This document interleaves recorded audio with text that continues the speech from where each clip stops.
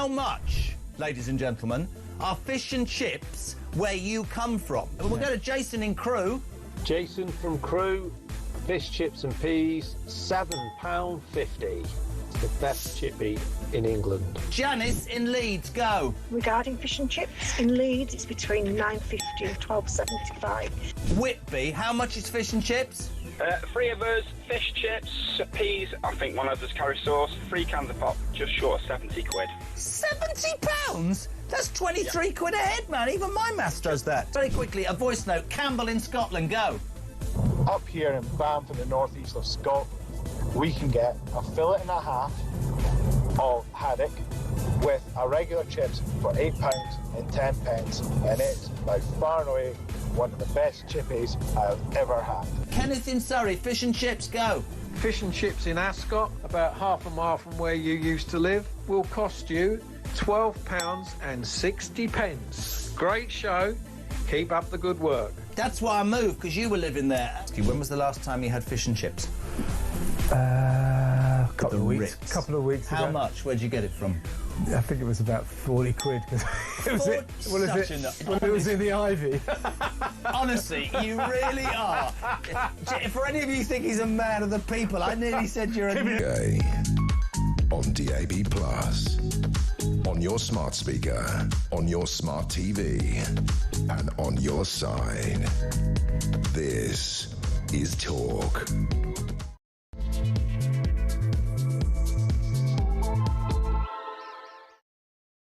A very, very good morning to you and welcome to the show. This is Talk, the home of common sense, with me, Julia Hartley-Brewer. And whether you're listening on DB Plus Radio or on your smart speaker, watching on YouTube or on your connect device, fabulous to have your company today. Another beautiful sunny day. But of course, yesterday was Liberation Day in the States. It's when global markets now sharply falling as a result of Donald Trump's announcement of tariffs in the Oval Office. Well, apologies, not the Oval Office, in the Rose Garden last night.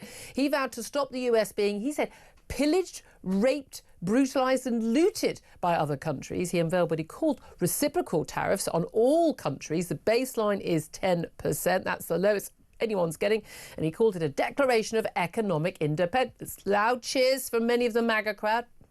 Many of the manufacturing workers who joined him at that announcement. Thanks to Brexit, and yes, it is thanks to Brexit, we're no longer in the EU. Britain escaped the worst of the tariff blitz. The EU faces 20% tariffs.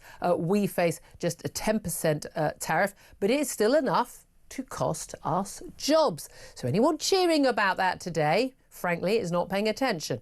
Also, we're going to be talking about an Al-Qaeda terrorist extraordinarily linked to the 7/7 attacks, which saw dozens of deaths on London streets and on the tube and bus. It's set to walk free in Britain, despite police saying he remains a risk. While jailed in the US in 2022, the terrorist Haroon Aswad told a British psychiatrist, "I am a terrorist," and said he would kill Jews, Christians and Muslim enemies. But yes, by all means, let's set him free on the streets. That seems like a good idea, doesn't it? We really are an incredibly stupid country when it comes to these issues. Also, thousands of European women, so European nationals living here in the UK, are returning back to their home countries in order to give birth. Now, is it because they don't trust the NHS? They get better healthcare in Poland or Romania or elsewhere? But either way, entitled to do that. But they're claiming the costs on the NHS. In total, 4,000 women cost the NHS over 3 million quid over the past 5 years, having their births paid for, reciprocal arrangements with the NHS by us, even though they went abroad. We'll talk about all of that and plenty more besides coming up on the show. Delighted to say, joining me on the show today is Philip Ingram, MBE, former senior military intelligence officer, but I have to say, talking to him both on and off air over the years, he knows everything about everything. I'm going to be that straight. He just knows everything about everything. We have so much to talk about today. Before we get into it, and I've certainly, Mike and I don't agree on our views when it comes to what's happened, the announcement yesterday, but I also don't sign up to the hysteria. The world's falling in because of this tariff announcement. I think, frankly, a grenade has been lobbed in to the World Economic Order. And we won't really know for a little while until the smoke clears what the result will be, because there are many different outcomes.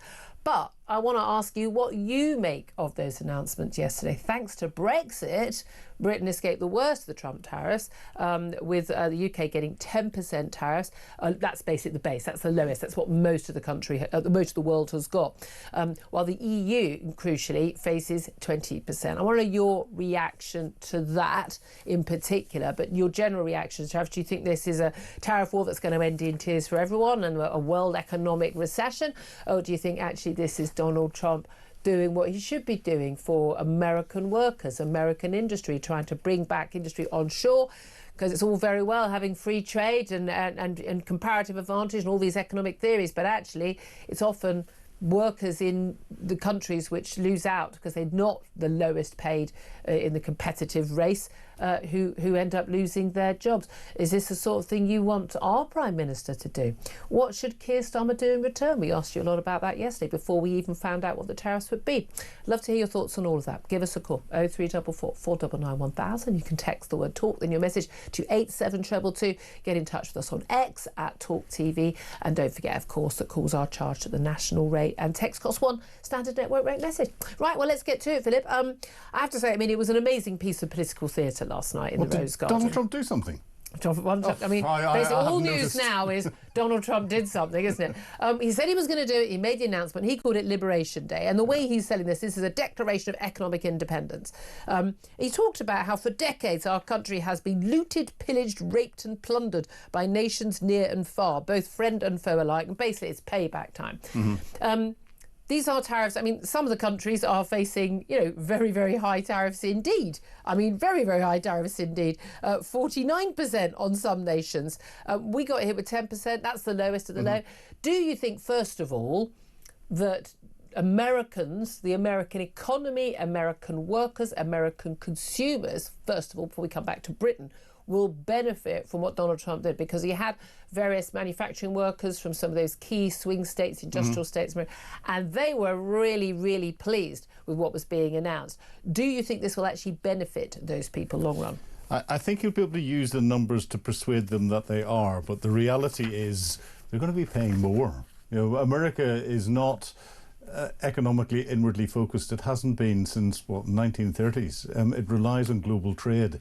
And therefore, either Americans are going to have to do away with a lot of the consumer goods that they enjoy at cheap prices coming from the online Chinese sites or other places, and go to more expensive domestically produced goods. But again, US manufacturing is going to have to ramp up to be able to fill all that gap, and that takes time. That takes because there's that argument, isn't it? Buy British if you're in Britain, buy American, support your local industry. Don't complain about jobs being lost if you're busy buying something cheap on Amazon from China. Yeah, but nothing is purely one particular country. Apple is an American company, but the majority of the components are coming from Taiwan, from China, in your iPhones and your computers and even America. I think I found amazing. I mean, unless you are an expert on the automotive industry, when you already know this, that even American brand cars made in America, so this is an American brand made in America, even they will have had goods which have gone in and out of Mexico and or Canada for 3 or 4, 10 times even, various different components. So that's, I must point out, it's 10% tariffs on the UK and again on most of the world on these US on exports to the US, but it's 25% on steel and aluminium or aluminum. I think we should just say no. This doesn't apply because we sell you aluminium. We sell you aluminium, not aluminum. Yeah, exactly. I'm going to put this point to Seb Gawker a little bit later, advisor to the president.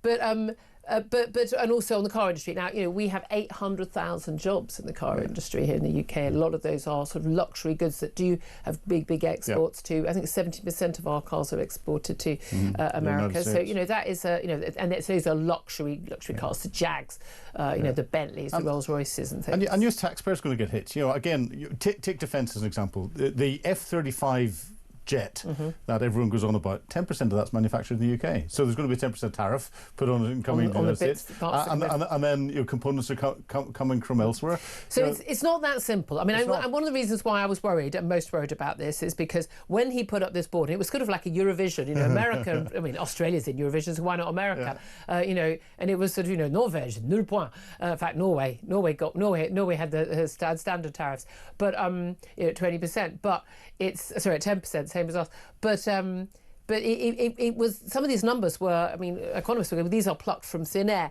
and it turns out these are back of a fag packet ideas. We were told it's based on the economic tariff that is charged by those countries, plus other barriers to trade. And, the EU did that to us.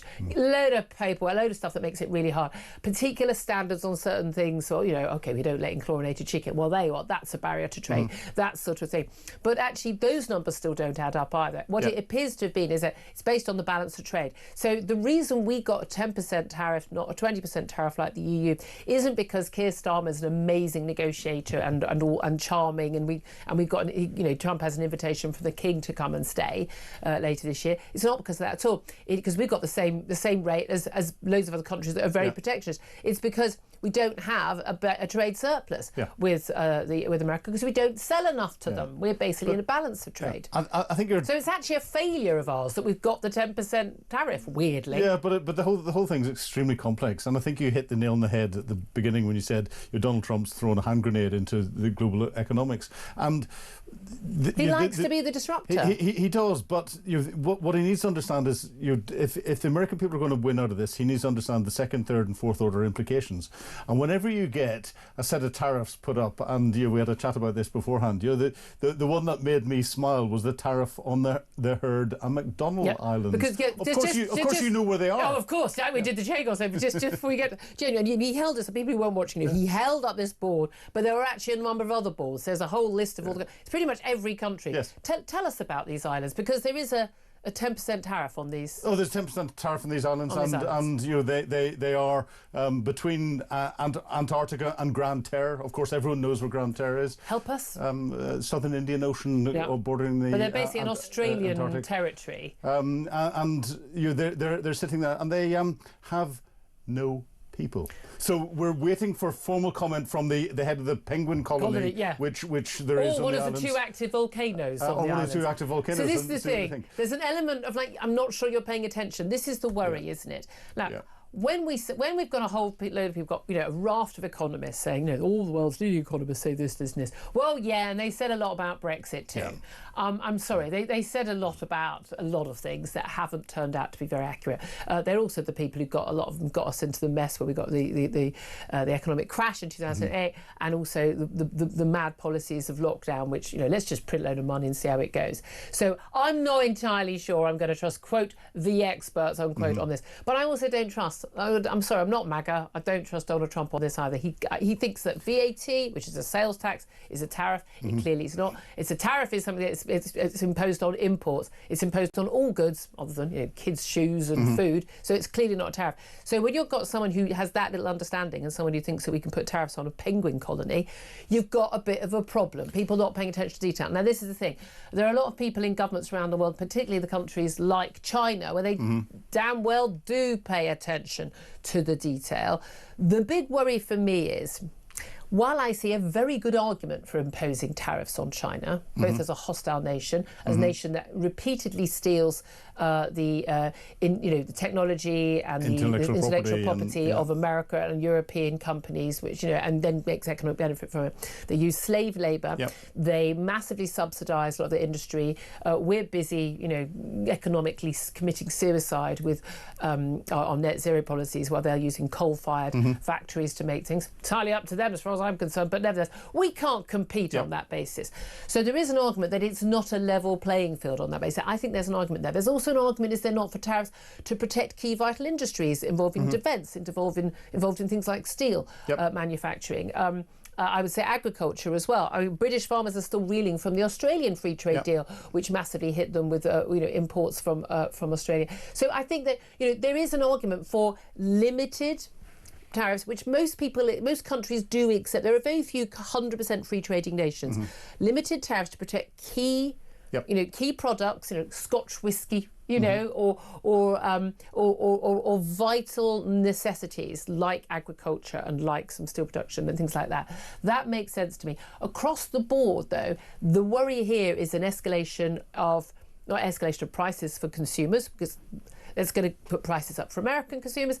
If we retaliated, it will put prices up for us. If the EU, as it looks like, retaliates, we will have no doubt see prices generally going up anyway. If there is an escalating global tariff war, that is bad for the world economy, and if it's bad for the world economy, it's bad for us, isn't it? Oh, hugely bad. And this is where we wait with bated breath to see how other countries are going to react and how power blocks like the EU is going to react. If they start to impose tariffs back on the United States again, and we get into this global economic war that is just going to destabilise the global economy even more, and we're all going to pay for it. You know, I think what Donald Trump did last night has probably wiped out Rachel Reeves' headroom that she created, and a lot more. We are going to see job losses on it, and that's just on the 10% tariffs. If this trade war starts around the world, or even if it starts with one or two big countries like China, and China is going to respond hard, then the economic shock, we're going to feel it for months and months. There are countries and periods where there has been trade tariffs, protectionist policies. America in the 19th century, people pointing out to me, Taiwan and Japan, they grew rapidly from economic devastation to being global leaders by protectionist policies and certain of their industries for a period of time. But in terms of developed economies, there is no developed economy with strongly protectionist policies which does well because of that. That said, I completely understand people's concerns about, great, we've got loads of cheap goods. Let's just flood our country in America, our country with cheap goods. That's great. We just buy everything online. Again, you want it cheap and you want to deliver for free by Amazon. Lovely, jubbly. Yeah, well, when you do that, you're allowing Amazon, a massive company that has all those benefits of power, where they basically push down the prices and take huge profits from people who are selling on there. But people just go, well, it's the cheapest, it's the easiest. So other companies in this country do go under. Those businesses don't start. Those businesses go under. They simply cannot compete. They cannot grow because you cannot compete with that scale. When you do that, that is almost, that's the equivalent of saying, let's just bring in loads of cheap goods. We can't compete with slave Uyghur labour. We can't compete with countries which are not basically tying their hands behind their back with mad net zero policies, pushing up the cost of energy for every industry. We have 4 times the energy price for industry here than America does. So we can't compete with America on that front. I mean, and that's the thing. I can really understand why people are very sympathetic to this and just say, look, at least Donald Trump is doing something for the American people and American industry. If it did bring factories, it did bring manufacturing, it did bring jobs back to America. The big question is, will it actually do that? With uncertainty, people are not going to go, I'm just going to go build a multi-million-pound car factory in Minnesota, because they don't know what the tariff policy is going to be, not in 4 years' time, but in 4 hours' time. Well, and again, the economic shock will stop companies want to invest. Look at Nike. Nike, big headquarters in just outside Hilversum in Netherlands, but it's an American company with its main headquarters there. It does most of its manufacturing in Vietnam. Vietnam's been hit with huge tariffs. Its stock price went through the floor overnight after this because of its global footprint. Nike is not going to therefore have the money to invest in building those factories that it's exploiting the cheap labour in Vietnam in the United States, where it's going to be more expensive to build the factories, greater union control over the workforce. It's going to cost them more to get the output. Their goods are expensive anyway at the moment. Well, a lot of that is profit. Well, because they make them so cheaply. A lot of that is profit, but then they reinvest that profit back into expanding the country, creating more jobs, and profit isn't always bad. I don't think a profit is bad. I'm just saying, whether you're running a sweatshop making the cheapest goods in fast fashion, or whether you're running a sweatshop to make the most expensive designer goods, the people working in Bangladesh and all these other countries, they're paid the same rate. Exactly, and it will always take them years to set that up. So, the economic shocks now, and they're not going to see the benefit, if there is any benefit, for a long time. The EU have been speaking, Ursula von der Leyen, the EU Commission President, who she says this is a major blow to the world economy. If you had to make a prediction whether we do better or worse as a result of this overall in a couple of years down the line, what would you reckon? Well, on the figures as at today, at this moment, and I'll time date it at 10:20, we're going to do a lot worse because Donald Trump might change his mind tomorrow. And that's the key thing, isn't it? The uncertainty. And yet, a lot of people would argue that Donald Trump's unpredictability is part of his power. The main thing is, in terms of retaliation, I don't think we should. We're not going to win a trade war with the United States. That's not an option. We are David, they are Goliath. Just try going for that free trade deal. But again, farmers will be very worried about that. I'd love to hear your thoughts on this. I think this is like a lot of things. I think this is a much more nuanced conversation. People going, yeah, let's make America great again. And why don't we have a government that does exactly the same here? Yeah, that's the way to do it. Again, American power and British power, very different in those different scenarios. But equally, I don't think the world is coming to an end because of these tariffs. I think there may be I'm not sure, some method in the madness. There may be a bit of 4D chess going on. I don't know. There may be a plan. Who knows? Things often work out. Countries will react perhaps differently for how many is expected. But I want to know what you think. I want to know, would you like Britain to do the same thing? This is about protecting American jobs, American manufacturing, American industry, even though prices will go up for American consumers, and certainly in the short term, maybe long term, and there could be an impact on the world economy. But do you think actually it's what you'd like the Prime Minister to do here? And do we, frankly, even if we're going to take an economic hit from this, there's no one saying we won't, we're going to take an economic hit. Do we really need anyone else's help to hurt our economy? Because we're pretty good at national self-harm anyway, with net zero policies, tax, over-regulation, bureaucracy, poor public services. I mean, we're managing it all on our own. We don't need Donald's help to do that, do we? I'd love to hear your thoughts on this. Do get in touch, particularly if you're involved in any of the industries particularly likely to be hit. Do get in touch. Give us a call. 0344 499 1000 is the number. This is Talk.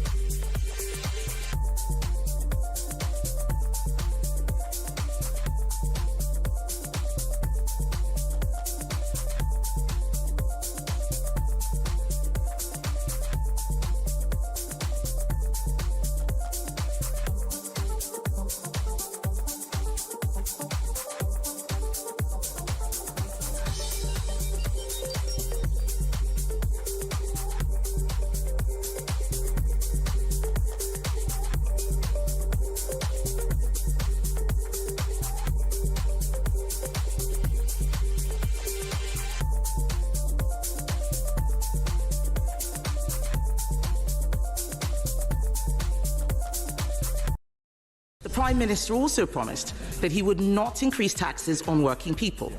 But even the OBR says that the jobs tax will be passed on to workers.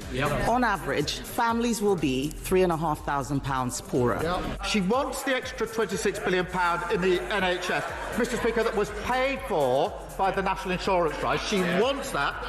She doesn't want to reverse the national insurance rises. Mr. Speaker, I don't agree with making people poorer. I don't agree with pensioner poverty.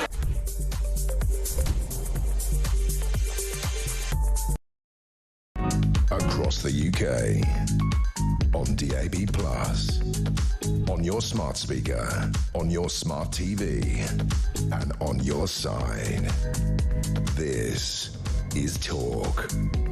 This is Talk, the Home of Common Sense, with me, Julia Hartley-Brewer. Philip Ingram is also here, former senior military intelligence officer. Let's get to some of your messages coming in about those US tariffs. There's lots more other subjects I want to talk about. Oh, by the way, including the fact that, according to the Resolution Foundation, lefty think tank, I mean, the boss of that think tank has gone into government. That's how lefty they are, full-on Labour. But they're very good at their numbers. They say that as a result of Rachel Reeves' tax hikes, benefits, changes and things like that, the average household in this country will be left £400 worse off this year. And by the way, at the same time, we also discovered that our £10 on our energy bills last year has gone to support wood-burning firm Drax. So are they saying that the Prime Minister and our Chancellor are liars? Because at the beginning of the week, they said we'd be £500 better off. It's so difficult to keep up with who's lying the most this week, isn't it? I mean, of course we're going to be worse off. We're going to be a damn sight more worse off in the autumn. Yeah. Rachel Reeves now has got a very good line to go, oh, well, it's the world economic situation. It's the US tariffs that mean I'm going to have to cut more spending. I mean, yeah, please cut more spending, but on the right things.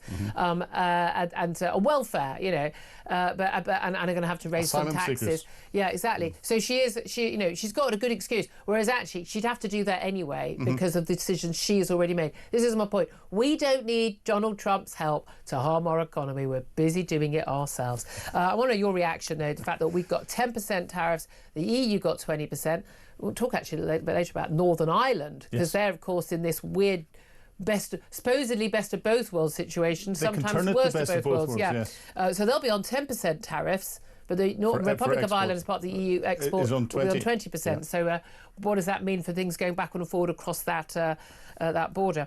And yes, there is a border, because they're different countries. Why don't people get this? But let's get to some of your messages coming in, particularly thanks to Brexit, that difference. By the way, if it was the other way round, I mean, honestly, the BBC, the Guardian, everyone, they would be all over that going, look what happened because of Brexit. Well, we got a benefit.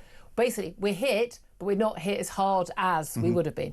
Adrian says, another Brexit bonus despite Keir Starmer's best endeavours. Laura says, how much has the UK already lost due to Brexit? On balance, the economic damage from Brexit far outweighs any relative advantage in Trump's tariff policy. The UK is still worse off compared to the EU.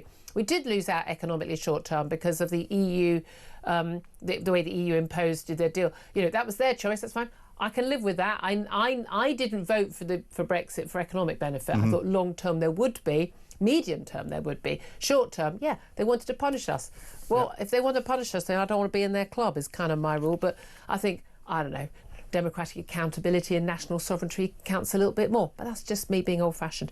David says Trump is very cleverly showing his support for Brexit and his enthusiasm for keeping us away from the EU's clammy embrace. Yeah, David, except the fact that most other countries in the world got the same 10% tariff. Neil says, in reality, how many American cars do we see on British roads? Very, very few. But that's the thing. We don't buy American cars because of tariffs. We don't buy American cars because they're gas guzzling. They're way too big for our roads. You can't park them anywhere, and they're not very good. Yeah, but the tariff isn't on selling US cars to the UK. It's UK manufactured cars to the United States. Yeah. And the United States takes most of our output from our car industry. Yeah. And therefore that's where it's going to affect jobs. Exactly. Stacey says, to be honest, President Trump cares more about Britain than our own politicians do. I don't think Donald Trump cares about Britain at all. I think he wants to come and meet the stay in Windsor Castle. Yes. But I don't. I'm so sorry. I really don't. But get in touch. If you genuinely believe that, get in touch. Give us a call. 0344 499 1000 is the number. Let's go to Andrew, who's on the line in Hertfordshire. Hello, Andrew. Good morning, Julie. You clearly had a much better journey to work this morning. I did. I was in a right old mood at the beginning of the show yesterday. I genuinely packed like sardines with a train driver who was making announcements every few minutes. Genuinely, I thought she was going to have a nervous breakdown, full-on breakdown. She was so angry with everybody. Get that woman off the train. She's blocking the door. It was hilarious. But anyway, Andrew, tell us about what you think about these tariff trumps. Tariffs. Tariff trumps is a completely different thing. Yeah, you've got a peach impediment this morning. Now, Philip will tell you that time is the greatest negotiating tactic, and it is. Trump's only got 4 years. The dollar is too strong. He wants to drive it down. The reality of the tariffs is it'll never affect us in real terms. If you are buying a high-end British car, you go to events where they're selling yachts they're selling big boats, they're selling private jets. So when you're dropping 10, 15, 20, 50 million on one of those items, it's a discretionary spend to buy a Rolls Royce or a Bentley. If they get an extra 20% or 10% cost on a car, it's neither here nor there for those people. And remember, they welcome it, because Bezos, that foul thing, is actually hiring out the theme park that is Florence thingy for his wedding, and there's a stigma there. I can pay it. It doesn't affect me. Look how wealthy I am. Yeah. It won't affect us. You're saying that, look, Americans who want to have a top-of-the-range luxury car from Britain because that's a kudos thing, they're going to still be able to pay for it. But here's the thing: there is the issue for the American consumers by and large, where the stuff they're buying from China, pretty much any tech item they're buying which has a chip in it from Taiwan, which is most of them, that's going to be more expensive. They're going to be paying higher prices across the board. So, I mean, President Trump went on and on about the price of eggs. Massive issue in the United States, huge issue. But okay, they're not importing their eggs; they're stateside. But an awful lot of things that Americans do buy are manufactured abroad. When people are poorer genuinely in America, that's not going to help the Americans. If you're paying more for your goods, your basic consumer goods, you don't get richer. No, I agree with you, but remember, your average American, and like anybody in the world, the most important person is Trump. That's all he cares about, is himself, his image, and that he doesn't care about what happens to little people. He really doesn't. He just wants... He makes a big play that is what he cares about, and a lot of people are supporting him because saying he is talking about bringing manufacturing jobs back to America. And he did do that in his first term, actually. But in real terms, as Philip brilliantly articulated, do you know how long it takes to create a factory, to dig the hole? It takes years, and then train a workforce. Putting together a car, that is a highly specialised workforce that runs the machines for that. You can't do that. The lead time for that is 9 years. That is very interesting. And again, with uncertainty, is someone going to invest like that? Really appreciate your call. Thank you very much indeed. He thinks that we're not going to be so impacted at all. I'd love to hear your thoughts. Do get in touch. 0344 499 1000. Quick response from Philip. Well, I was going to say, when it looks to the luxury goods, Andrew's completely right and all the rest of it. But when we say Rolls Royce, it's not just the cars. Aero engines. Aero engines for US Boeing-built aircraft and all the spare parts that go from them. And when the aircraft are more expensive, then the tickets to fly are more expensive. Exactly. And countries around the world, it costs them more to buy the aircraft. Fantastic. Well, coming up in just a couple of moments, we are going to be talking to an expert on international trade to find out what she thinks. First up, though, time now to find out how you could be in with a chance of winning Oasis tickets at Wembley this summer, plus £10,000. How'd you fancy winning tickets to the hottest gig of the century? Here at Talk, we're giving you the chance to bag yourself a pair of tickets to Oasis at Wembley this summer. Plus, we're giving away a whopping 10 grand and putting you up for the weekend in a London hotel. All you need to do is text the word prize to 83338 and you're in the draw. Alternatively, you can enter by post. Once again, all you need to do is text the word prize to 83338 or you can enter by post. Good luck. 18 plus UK excluding Northern Ireland. Enter by text for £2 plus one standard network charge by 11 p.m. on the 7th of April 2025. Or post your name and number to Oasis Competition, PO Box 3190. Colchester CO2 8GP to arrive by 5 p.m. on the 10th of April 2025. Full terms and conditions at talksport.com. This is a News Broadcasting Network promotion. This is indeed a new News Broadcasting Network promotion, and very good luck in that competition. 10:34 is the time. Take a quick break. More on tariffs and trade. Love to get more of your calls as well. Do get in touch. This is Talk.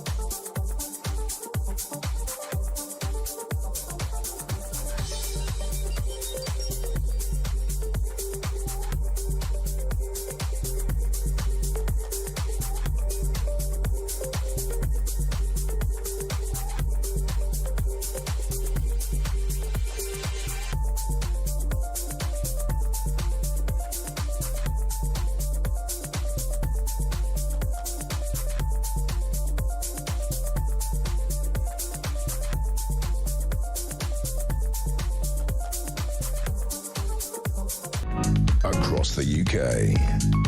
On DAB+, on your smart speaker, on your smart TV, and on your side. This is Talk.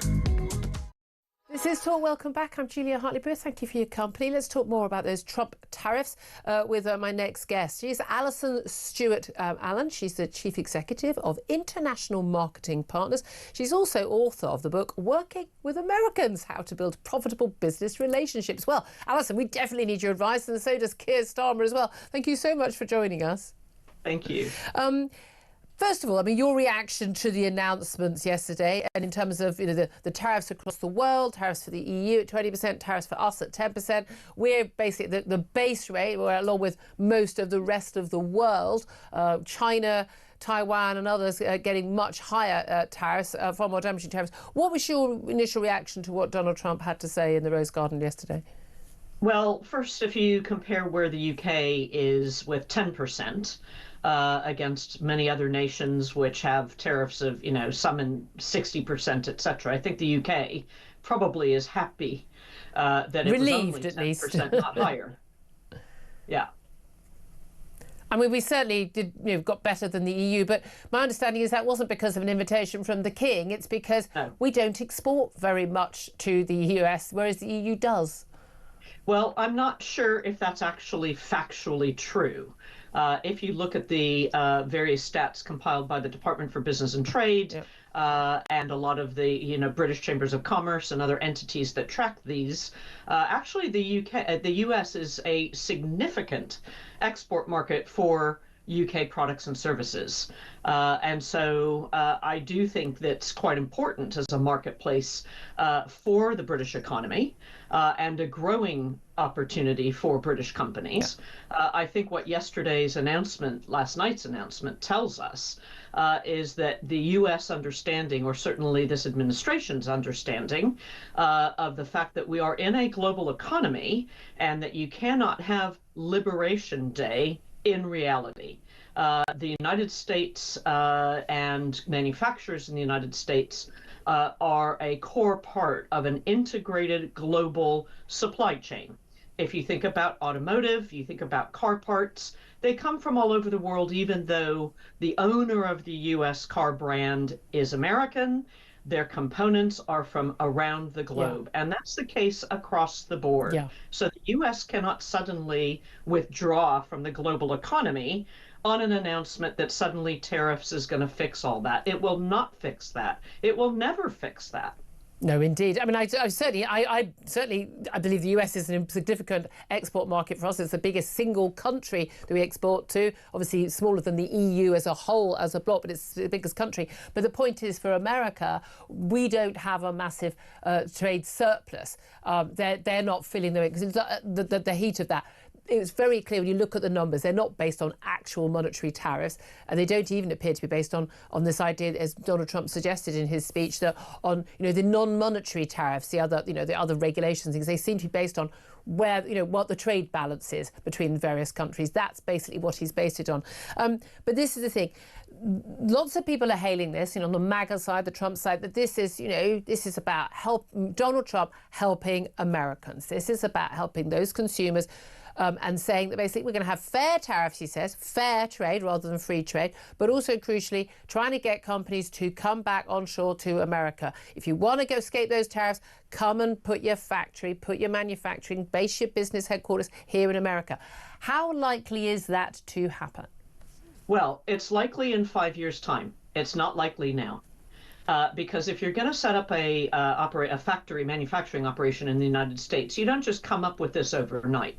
You need a 4 to 5 year lead time to have the money available to be able to build a factory. Factories aren't cheap, and they take a lot of planning, and they need to be part of the business strategy of the UK company. You don't just suddenly say, oh, gee, wow, tariffs, tomorrow we'll go hunting around and see if we can buy a factory. This is a very significant investment. You do have a shortcut in a way as a British company by having a contract manufacturer in the US. So there are factories that already exist that have capacity. Hopefully they are, tools to be able to make your products there, and you hire them to manufacture your goods. Yeah. That is an option. But again, that costs quite a lot of money. And so if you haven't allocated the budget, if you like, to be able to do this and see it as an integral part of your long-term business and marketing strategy, you're not going to suddenly overnight, or even in a few months, or even in a year, be able to turn on that. And that's the thing, isn't it? He's looking for sort of an instant reaction. And we did see in his first term some more onshoring after changes to the trading relationship with Mexico, but also a lot of that was to do with tax, isn't it? And this is the thing.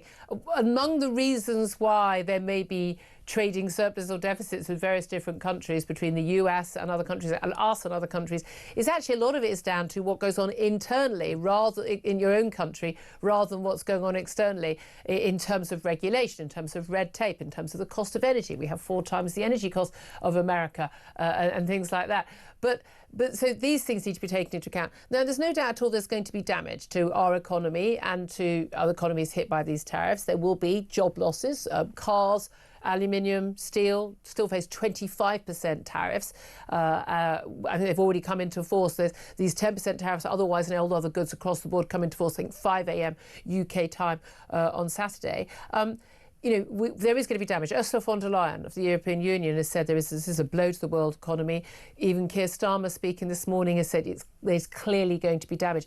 Is it any more or less than the damage that has already been done by the British government, not just this one, but the last few as well, in terms of net zero policies that have quite deliberately and knowingly pushed up our energy costs, in terms of higher taxes, in terms of regulation, in terms of failures to train people, in terms of, you know, to do these sort of jobs? Have we done more damage to ourselves than Donald Trump could ever do to us with tariffs? I'm not sure how to answer that, really, because I'd watch the transatlantic trade flows more than anything. And yes, maybe the inputs in manufacturing have gone up in the form of higher energy costs, as you say. But ultimately, what makes you succeed in the US is having a product or service that's fundamentally better or different than what's already there. That people want to buy. It's that simple. That people want to buy, precisely. And, you know, I have to say, I am one of the biggest, if not the biggest fan of the manufacturing output from this country. It's remarkable. The UK is incredibly innovative. The creative industries, if you look at TV, film, music, dance, the arts, this country is remarkable globally. And so are the luxury goods, and so are the innovations. Those are our strengths. Correct. And actually, doing your homework about the American market and seeing what is it that we already do that's better or different than what's in the States. Yeah. In some ways, that insulates you around your prices, and it insulates you around the tariffs. Yeah. Because you have an edge. You've got a point of difference. You have uniqueness that you have to protect in the U.S. market. You're not competing with on the same playing field there. Look, as somebody, you've read this book, Working with Americans: How to Build Profitable Business Relationships. Okay, we're always told Donald Trump's not a politician. I mean, I think second term in office, I'm pretty sure he's a politician, but he's a businessman, and he thinks of these things like a businessman and the art of the deal and all of that. If you were Keir Starmer, if you were advising Keir Starmer right now, what would you advise him to do in terms of how to deal with Donald Trump on this issue? I think, well, again, not being a political expert, but a business expert, I think I would instead turn the focus on what could the UK be doing to support and encourage and help British companies to be even more successful in the US. So does that mean giving more money to the Department for Business and Trade and offering training courses and hand-holding on business plans to make sure that those business plans for the US are watertight? Absolutely. So in terms of Keir's negotiation with Trump, I mean, I'm not in the room, so I can't say too much about that. But certainly as someone that's lived here for several decades in London, in the UK, I think more support for British companies would make them even more confident and bullish and ready to scale in an economy that is massive. And even with a 10% tariff, it's navigable. You just need to be smart about it, and you have to do your homework. Yeah, indeed. It is such a huge market. Again, that's why people want to sell there. I was wondering, though, whether actually a bit less hand-holding, a bit less setting people free in terms of regulation and taxes and not putting, for instance, national insurance tax on jobs might actually help people more. Alison, really interesting to talk to you. Alison Stewart-Allen, she's CEO of International Marketing Partners. Interesting to talk to American living here about how to deal with this. But we tend to see these, Philip Ingram, don't it's like sort of almost these zero-sum games. I think like Donald Trump, like, oh, that's bad. How do we handle that particular issue? Whereas you can kind of just sort of go, OK, so the 10% tariff hits us. Let's work around that and do something else to grow. We can't do anything about that. We may be able to get a free trade deal with the US, but we don't have the same power as the US has to just start a trade war and win it. That's not going to happen. So we need to kind of think creatively. Well, exactly. Our annual budget is what, $2.5 trillion. US is over $300 trillion. Yeah. EU is $200 trillion. But yeah, interesting point made by AJ on X to me whilst that conversation was going on, and he said, could this be Donald Trump trying to force different countries to come into some form of trade agreement quickly and put aside the bureaucracy. The 4D chess thing. Yeah, the bureaucracy that usually takes years to get trade agreements to go. You've now got incentive to do it quickly, so do it quickly. Yeah, and cutting through, like the EU takes 7 years to even sort of just get to paragraph 4 of these sort of things. I'd love to hear your thoughts on this. Do get in touch, 0244 499 1000. I'm also going to be talking about extraordinary situation that one of the masterminds believed to be behind the Al-Qaeda attack, 7/7 attack in London, is to be set free to walk the UK streets, despite fears that he is still at a risk to the country. He said, I'm a terrorist. He said he wants to kill Christians and Jews and others. I mean, I don't know why we're not taking him seriously.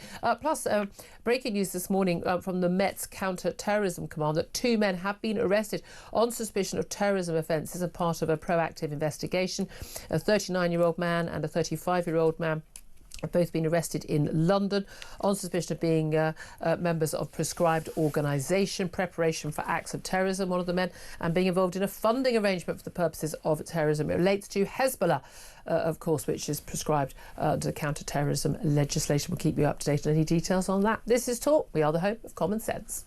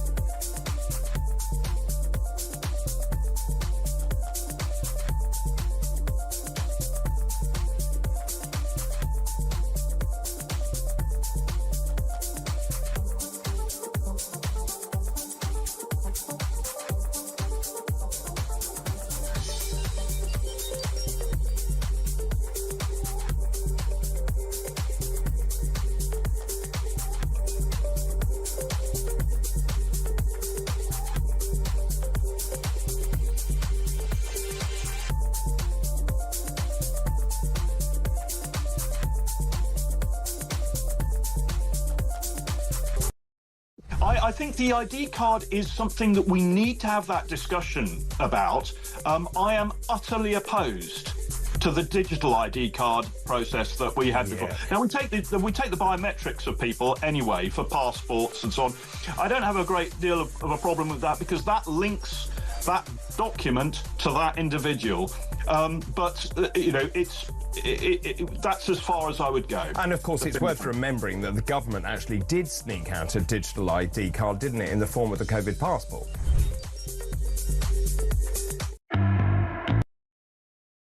Across across the UK. On DAB+, on your smart speaker, on your smart TV, and on your side. This is Talk.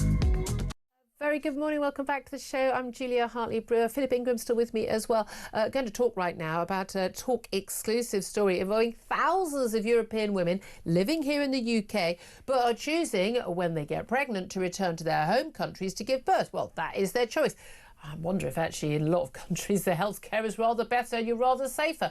Might make a lot of sense. But an investigation by Talk has found that nearly 4,000 women of non-British nationalities but living here, they've got status, settled status to live in this country.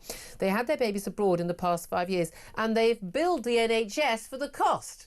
That's the key bit here. More than £3.1 million of NHS money, supposedly from a fund to pay for Brits abroad. If you get caught abroad and you need health treatment, you've got your proof of your British identity, and then the EU hospitals will look after you, but then they'll bill the NHS, so our taxes ended up paying for it, which seems reasonable, and we do it for those countries' residents as well. But this is people who are residents women in Poland, well, they're from Poland, going back to Poland and then getting us to pay for their baby to be born in Poland.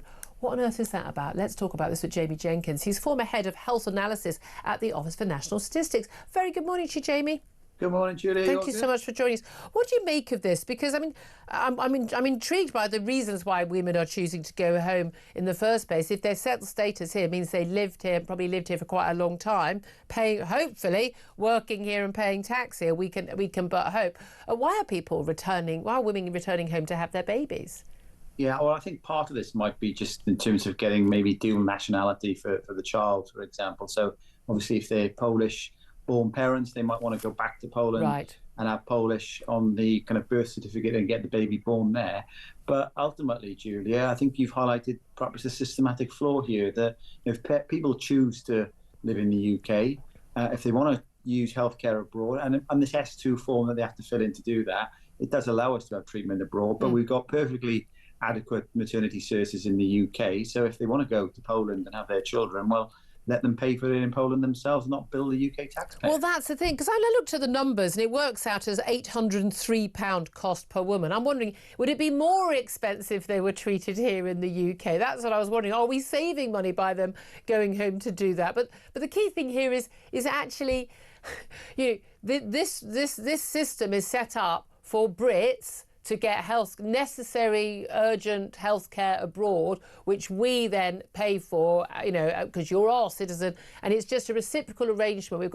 It wasn't set up for people to just go pick and choose where they had their baby. Well, no, and that's the part of the problem here, is that basically they're opting out of NHS services to have the treatment, but then charging back to the NHS for that treatment. And the fact that we're talking pregnant women here, Julia, this is not kind of some emergency thing that's happened, because you can't fly over a certain period when you actually are pregnant. So you must have made a pre-planned to do this in terms of getting the pregnancy. And have somewhere to stay in the country where you supposedly don't live.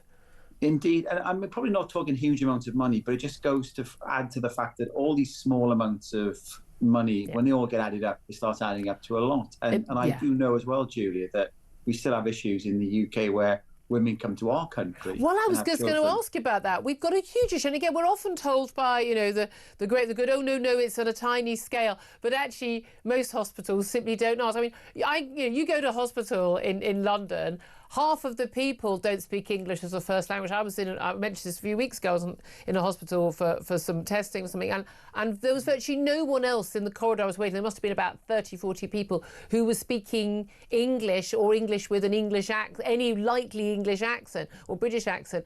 And so a lot of people, they don't ask for your passport at reception. They have no idea whether someone's from abroad or not. But we know that a lot of women coming from poorer countries. We know also Nigeria has been a big, women, especially having multiple births, come here and basically get free NHS treatment, having not paid a penny in.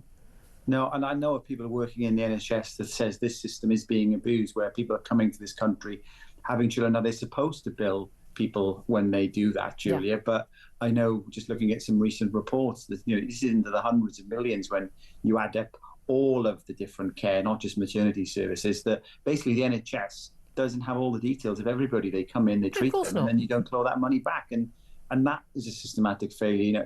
For example, if you go to the US, Julia, you're probably not going to get your treatment unless you can prove that you can pay for it in the first place. Yeah. And that is the difference between some countries and our country. Yeah, I have to say, I don't think we should let anyone through passport control this country who hasn't got some sort of insurance, travel insurance that includes health insurance. I really don't. I wouldn't dream of going abroad without travel insurance. And if you can afford to travel to this country, you should be able to afford that. And if you can't afford it, and it's often in about sort of, worse, 80 quid a year or something like that for a single person, that's covering everything. I've got to be honest with you, if you haven't got that money, I'm not sure you're much use to this country. I'm not sure you're going to be a big spender. Well, you can't even control the borders, Julia, with small boats coming over there. So how are we going to get to a system where we're going to make sure everybody's got travel insurance? The country is in dire straits, Julia. And the story that Talk are highlighting this morning, I think going back to that, just to finish off, I suppose, is that the NHS needs to look at everything in terms of waste. It's a small amount of money when you take the grand scheme of things, but you can't have this systematic problem where if women want to have their children abroad, choose to live in this country, use our services, but don't bill us back. Well, indeed. And again, we all have that old phrase, count the pennies and the pounds will take care of themselves. Count the millions and the billions will take care of themselves. Jamie Jenkins, always so good to talk to you. Thank you very much indeed. Philip Ingram, your response? I'm going to swear at you here. Oh, please don't. I'll get in trouble. No, it's not that. My producer Ted's face just exactly. then. I know. There's a solution to this. You're not going to like it. It's national identity cards. Oh, phew! Thank God, it could have gone so.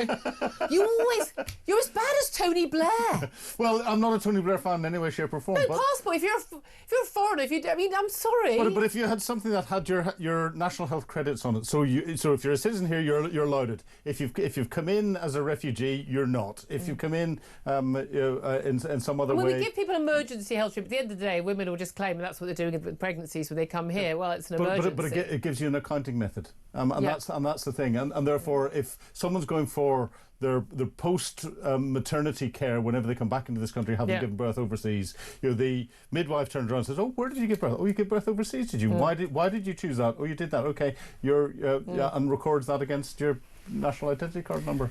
Yeah, I still don't want to be required to have an ID on me that is required and have papers, please society. I don't want to live in Germany. In Germany, generally, you're not allowed to leave the home with ID on you. We have to accept that these sorts of costs are going to be there. We don't have to accept. There are easy ways of checking. How? But really, again, can we all just stop pretending we can't tell? You can't tell who's from here and who's not. Come on, give me a break. And there needs to be better checks. And this is where the country is wasting so much money by just not doing it. Yeah, because again, I looked at this and I went, "Oh, that's not so much. Could be worse." You think, no, there are so many. There are a million examples of a few million quid being wasted. Yeah. They add up. It's why we're this, and it's that attitude in the public saying, "Oh, it's not very much. It's not my money." They'd care if it was their money, wouldn't they? Anyway, love to hear your thoughts on all the stories we're talking about today, particularly on Trump tariffs. I'd love to hear your reaction. Did we get a Brexit dividend in the end? And why are people not talking about that? This is Talk. That is the home of common sense. 0344 499 1000 is the number to call.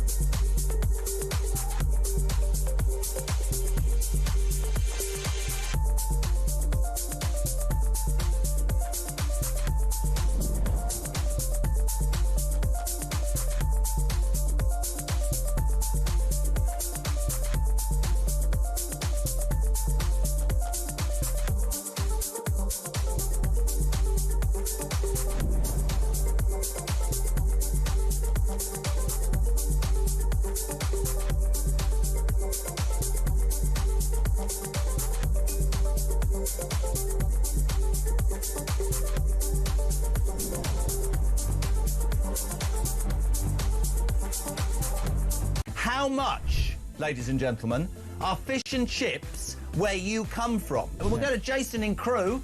Jason from Crewe, fish, chips and peas, £7.50. It's the best chippy in England. Janice in Leeds, go. Regarding fish and chips, in Leeds it's between £9.50 and £12.75. Whitby, how much is fish and chips? 3 of us, fish, chips, peas, I think one of us curry sauce, 3 cans of pop, just short of 70 quid. £70? Across the UK, on DAB+, on your smart speaker, on your smart TV, and on your side. This is Talk.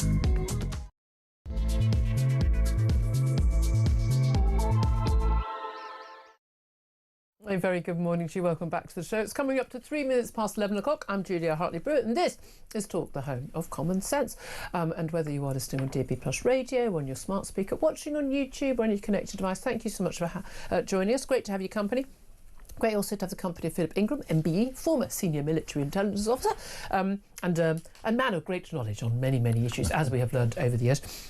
We're talking mostly today about these Donald Trump Liberation Day tariffs, this announcement in the Rose Garden yesterday. Global markets have seen sharp falls today. The US president vowed to stop the US being, in his words, looted, pillaged, raped and brutalised. He unveiled what he called reciprocal tariffs, even though they're far higher in most cases than the tariffs actually being placed by other countries. But it's across the board, every single country in the world. The lowest, the base rate is 10%.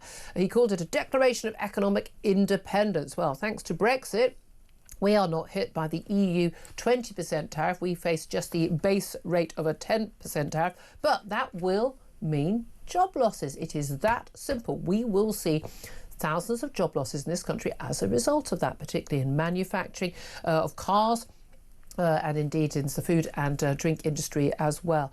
Going to be talking more about that. Particularly want to hear your thoughts on, well, do you support Donald Trump in doing that? Is he doing the right thing by his own country, even though, of course, it's American consumers who will pay those tariffs? It's a tax on his own consumers. Or is this about bringing manufacturing, bringing goods and services, manufacturing back into the America, and actually that long term will be a big benefit to Americans? Should we be doing the same here? What do you make of that Brexit benefit, that Brexit dividend of not getting the EU style tariffs? And what do you think that we should do in response? I'd love to hear your thoughts on all of that. Give us a call 0344 499 1000. Text the word talk and your message to 87222. You can get in touch with us on X as well at talkTV. Calls are charged at the national rate. Text cost £1, standard network rate message. Also going to be talking about Glasgow, which has become the asylum capital of Britain. More asylum seekers have been sent to Glasgow by their Home Office than anywhere else. Locals say the scale of new arrivals is wrecking social cohesion. Yeah, I bet it is. Plus Prince Harry's demand for taxpayer-funded security when he visits the UK with his family or alone will be heard at the Court of Appeal next week. He's basically bringing a case against his own father because it's His Majesty's government he's bringing it against. Meanwhile, Meghan has launched, I know you're all very excited, aren't you? Meghan has launched her As Ever lifestyle brand, and I, for one, have already stocked up on her jam, honey and herbal tea. I know you have too. Put tariffs on that, no one will be bothered. Anyway, this is Talk. Welcome to the Home of Common Sense. Philip Ingram chuckling away there. Desperate to buy those... although there won't be a tariff. She makes it in America, in a factory somewhere. She probably has no idea. I've pre-ordered. My cupboards are full. I mean, I just wanted the bath salt recipe. Lunatic. But anyway, there we are. Look, let's talk about this tariff. I want to go on to other topics because there's so much more I want to talk about today. But this is the biggest story. It's a big economic story. It's a big political story. First of all, is there method in the madness? Does Donald Trump have a big plan? Is this amazing game of 4D chess that we hear so much about? He's a businessman. He understands these things. This is about helping the people of America. This is about making America great again, wealthy again. Is there a plan? No. OK, moving on. How can you be sure about that? A couple of things. I was talking to a senior US diplomat a few days ago, and he turned around and said that all the decision-making, everything goes through Donald Trump. He makes his mind up. He gets advice from those underneath. He doesn't always listen to it, but everything that comes out is his design, full stop. Which is why very much, not only did other countries not know what the tariffs were likely to be on them, everyone was waiting with bated breath before that first big sign was held up with the numbers. And I don't know about you, I was squinting at the TV going, my my eyesight's not so good at just, what does it say for UK? What does it say for UK? But apparently no one in the White House knew either. Yeah, and the second thing, if your attention to detail, and there's going to be second, third and fourth order implications of this, and if you can't get your first detail right, then you won't have thought through the rest. And if you're putting 10% tariffs on the herd in McDonnell Islands, where there isn't a single person, and we still haven't had... It's a tiny island between Australia and Antarctica. Well, it's not even close to Australia, but it's just north of Antarctica. But we haven't even had a formal comment from the head of the penguin colony, because there are only penguins that are inhabited there. There are two active volcanoes. Yeah, there are two active volcanoes and no human beings, but he's slapped tariffs on this island. 10% tariff on it. Yeah, it's all a bit bizarre. Although it was interesting, wasn't it, that Russia wasn't mentioned. Ukraine has tariffs, by the way. Russia wasn't mentioned, but then there are economic sanctions on Russia, and there's pretty much zero trade between Russia and America anyway. I think it was only about $1 billion anyway. Europe was much harder hit by those sanctions in the first place. But this is the thing. A lot of people are saying that this is what he's doing. He's trying to bring jobs back to America. We spoke to a trade expert a little bit earlier, business expert, pointing out, companies don't go, oh, tariffs have gone up. I know what, I'm going to relocate my factory in Wisconsin now because otherwise I was in Mexico or I was in China or whatever, and I'm going to do that. These things take years. There's years of planning. They cost millions of pounds. They're not done on a whim, and they need to be based on certainty. And if you don't know what the tariffs are going to be in, say, 4 years or 4 months or 4 days or even 4 hours, you're not going to be making those decisions. And that was one of the problem we had post-Brexit, where we're told about there was this economic hit from Brexit. A big part of that economic hit was that businesses were in this sort of no man's land for 3-4 years, not knowing whether or not we were going to Brexit, because we had people like, Keir Starmer, who was Shadow Brexit Secretary, trying to stop it from happening. And when there's uncertainty, and we have that even if it's just 6 months before a general election, when there's uncertainty, we don't know what the policies will be, we don't know what the tax rates will be, businesses sit on their hands and they don't make any decisions. And when they sit on their hands, that's bad for us. Well, and it's not just sitting on their hands. When the global stock markets are crashing, the companies are losing their ability to borrow money and draw on funds to invest. By the way, your pension fund just went down, everybody. You've got money in your pension, it's on the stock market, you've just lost money. Yeah, and therefore companies aren't going to invest in building new factories, and then universities are not going to train more people to provide the technical staff for those factories. We only train media studies people now. We don't do that. Don't be silly. Well, your golf course management. Is there golf course management? Donald Trump likes that. Well, there's a future in that. Do that, kids. Is there an argument that if you're in the EU now and you've basically got, because of Brexit, and we did hear some companies did decide to move to the EU, there are actually an awful lot of companies that chose to come to Britain specifically because we had left. So swings and roundabouts, people. Everything is played up. Depending on people's political point of view, everything's played up or played down politically. But would there be an argument if this were to be the future, and it was set in stone for a bit, that actually some companies that are based themselves in the EU might choose to base themselves in Britain instead? Oh, very much so. And if they've got any sense, what they'll do, because they can play by both sets of rules, depending whether it's internal or external markets, is base themselves in Northern Ireland. Yes. Because Northern Ireland is only subject to the UK tariffs when it comes to selling stuff to the United States, but it can play the EU, across the border and the EU rules. They're supposed to have the only reason I would ever defend what happened in Northern Ireland was it was supposed to kind of have the best of both worlds. I didn't like it. It's got the worst of both worlds, but this gives an opportunity to turn it into the best of both worlds. As it's turned out. Well, I'd love to hear your thoughts on this. Where are you on this? And a lot of people are saying, no, we need a leader like Donald Trump who would do this for us. There will be an economic cost to American consumers. I mean, we did have a call earlier, someone pointing out, look, the people who are buying are top of the range, Rolls Royces and Bentleys and things. These are not people who are going to be bothered by the price going up here or there. I mean, I think a lot of those people still will be bothered, but the point is that those tariffs are across the board in America for everything coming into the country, minimum 10% extra tariff. And those tariffs, he says they're reciprocal, Donald Trump, they're not. We had an average of 1.3% tariff on the US, and now we're being hit with 10%. In no way is that equal and fair, level playing field. But we hit back, he's just going to put them up. And we're just going, if we hit back, if Keir Starmer today announces, well, we're going to have 10% tariffs on US goods, all that will do is put prices up for us here in the UK. But also it'll hit jobs. And here's a classic one where you're selling a Boeing aircraft somewhere in the world.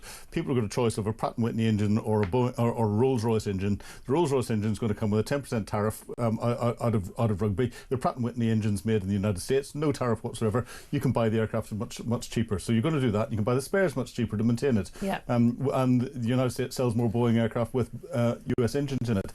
That means Rolls-Royce Rugby, their aero engines, is going to start losing jobs because it's not getting the orders. Yeah. One of my concerns, I raised it with the former head of the British Army, Lord Dannett. We were speaking to him about the Chagos Island deal yesterday, and I asked him whether he was concerned about the risk of an economic war, a trade war, turning into something more like a real war, a military war, because we use economic power to wield diplomatic power, to wield military power as well. I mean, you can't be a strong economy. You can't be a strong military without a strong economy. We know one of the reasons for these sanctions on Russia is over trying to stranglehold the economy there, so in terms of their ability to fight in Ukraine and to punish them. This could kind of be the other way around. Is there a worry that a lot of the bad feeling being engendered by these tariffs, the breakdown of trading relations, the breakdown of diplomatic relations, that could lead in a few years' time, it could spiral downwards into a breakdown of good relations between countries which until a few months ago considered themselves friends and allies, not foes. Are you worried that we could have I know people are saying, well, we need a breakdown of the world economic order. Well, question mark over that, but do we need a breakdown of the world diplomatic order? I would say absolutely not. That's one of the second or third order implications, and the threat isn't a few years away. The threat is much quicker than with that. With Ukraine and Russia, with Taiwan and China. I think it's China in particular. The huge tariffs that are on there, because as soon as a country feels that it's going to be impacted economically by what's going on, if it feels that it can fight back either through a trade war, then they'll try that. But if that doesn't work, you have to remember the military is not something that does wars in isolation. It is diplomacy by other means, and therefore starting a fighting war is diplomacy. And if China thought that they could create greater economic impact on the United States by invading Taiwan and taking Taiwan by force, which Xi Jinping has already said he's willing to do, he's preparing for it now, then he might decide that instead of having a tariff war, I'm just going to do this, and the repercussions... This is perfectly within the realms of probability, isn't it? 100%, and that would deflect from domestic issues. And a lot of people point out that Donald Trump, throws his grenade in when the smoke clears, and he's a Mr. Disruptor, and that's power, and speeding up those trade negotiations. And I can see the argument for that, but there is also a huge risk to that. Yes, massive risk with it. And this is where I don't think, again, going back to, I said tongue-in-cheek, the Harold Macdonald Islands, if you're missing out that level of detail at the surface, at what you're announcing publicly, then and you won't also, if you're the claiming that VAT in the UK is a tariff when it's a sales tax, just shows such a lack of understanding. An awful lot of the numbers that he gives in his speeches are completely made up. About American costs of funding the war in Ukraine. I mean, he trebles that routinely. But he uses a different number all the time. It's fascinating how often you see these numbers, whether he's echoing numbers he's seen on social media or social media is echoing what he says. But again, you can have your own opinions, but you don't get to choose your own facts. I mean, there are different ways that facts can be interpreted. I get that, but there are some things that are just facts. How much has been spent? Was it a loan, or was it real money? And a lot of the stuff he said yesterday was just completely plucked from thin air. It really, really was. Let's also talk about something that's not been plucked from thin air, and that is those savings that Doge has made, the Department of Government Efficiency, headed by Elon Musk, not a formally member of the government, sits in cabinet. I love all the Democrats. Quango is not. They get in a complete state about that. Even though Jill Biden, was just the first lady, and she chaired cabinet sometimes. Of course, Joe Biden was never in a fit state to do it. Reports that he was preparing to step back from his role as a senior White House aide. Donald Trump believes to have said this to some in his inner circle. There hasn't been a falling out. Now, Elon Musk has denied this and said this is fake news, but he says that a lot, and not necessarily do we know whether that is actually true or not. But there is a feeling that he is another big disruptor. That works very well for him. I love some of the things he's done, but he also is rubbing a lot of people up the wrong way in the departments, and particularly the President's Chief of Staff. And also, of course, he is seeing a massive hit to his Tesla company in terms of sales falling, value of the company, even the reports of him returning to basically being Tesla full-time, and SpaceX, and suddenly saw shares go up. Do you think Trump is better keeping him in the White House, or are they both better off him out? It's difficult. He's unelected. You know, so is the entire cabinet. Yes, but he's a maverick in what he's doing. He's virtually unaccountable. His business interests are being hit very hard by his lack of engagement in them, and he is creating a lot of enemies. Now, whether those enemies are just for him or they're translating across into Trump's support amongst the MAGA population, I don't quite know. But if he's doing that, Donald Trump will want to move him on. I was surprised that he gave him so much overt power, and maybe it's all because he didn't wear a suit in the Oval Office when he had a sun on his head. You know, we know what Donald Trump's like with suits in the Oval Office. Feels terribly strongly about that, does he not? I just don't bring your kids to work. It's just, I think it's very, very, very bizarre. I like a lot of the stuff he's doing, but I can understand he would rub a lot of people up the wrong way, and also these blanket cuts. I like the idea of actually saying, let's assume it's cut.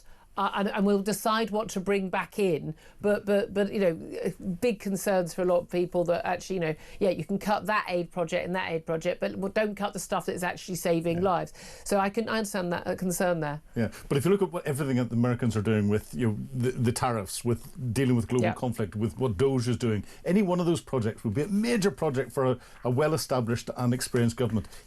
Trump doesn't have a well-established and experienced government. But actually that's part of why they can do it. Yeah. That is part of why they can do it. You know, I mean, I'd love to have some more of that here. And we ain't going to get it. We're not going to get it. But there we are. I just want to get to another topic before we go to a break, and we're going to get to your calls. Love to hear your thoughts. 0344 499 1000, as you know, on all the topics we talk about, but particularly on US tariffs as well. But breaking news we had today that 2 men have been arrested on suspicion of terrorism offences. This is part of an investigation by the Met's Counter-terrorism Command. 39-year-old man was arrested, and a 35-year-old man, both at addresses in London, on suspicion of being members of a prescribed organisation, Hezbollah in particular. And they're focused on their activity overseas as well as activity here. They said there's no imminent threat to the public, but one of the men being charged with preparation for acts of terrorism and involved in funding of terrorism. Now, I'd like more of these arrests, please. I'd like more arrests of people who are bigging up Hamas on our streets openly in front of police officers. But there we are. Although we're going to do a little bit later a story about Met police cuts, so we're not quite sure we're going to do that with fewer officers. But this comes after an extraordinary report. This is in the Sun today, the front page of the Sun. A former Abu Hamza accomplice who is believed to have helped him set up a terror camp, a man who is believed to have been closely associated with the 7/7 attacks back in 2005. Remember that 7/7 bombing attack on the Tube and the and buses in central London? God, I remember that so vividly. I just remember desperately trying to reach my husband, who I knew was around those areas at that time for work, and just... for hours and hours, the phone lines were down. You remember, you couldn't get through to anybody. It left 52 people dead and more than 800 injured, many absolutely life-changing, horrific injuries on those tubes and buses that were blown up. But this man is going to be freed on our streets. This is just extraordinary. His name is Aswat. He has spent the last 2 years in a UK psychiatric hospital. He's going to return to Batley in West Yorkshire. And absolutely extraordinarily, this man... he apparently has a schizoaffective disorder. He's been held by in this UK psychiatric hospital. He has told a psychiatrist, "I am a terrorist." He said this to a British psychiatrist while he was imprisoned in the US in 2022. He said, "I am a terrorist," and he said he wanted to kill Jews, Christians and Muslim enemies. He trained at a camp in Afghanistan. He's just been so closely linked. Deported to the UK and held under a US arrest warrant. But he's going to be allowed out of this country, out of detention, and he's going to be able to walk freely on our streets, even though he says he is a risk and the police and the authorities accept he is still a risk. This is madness, is it not?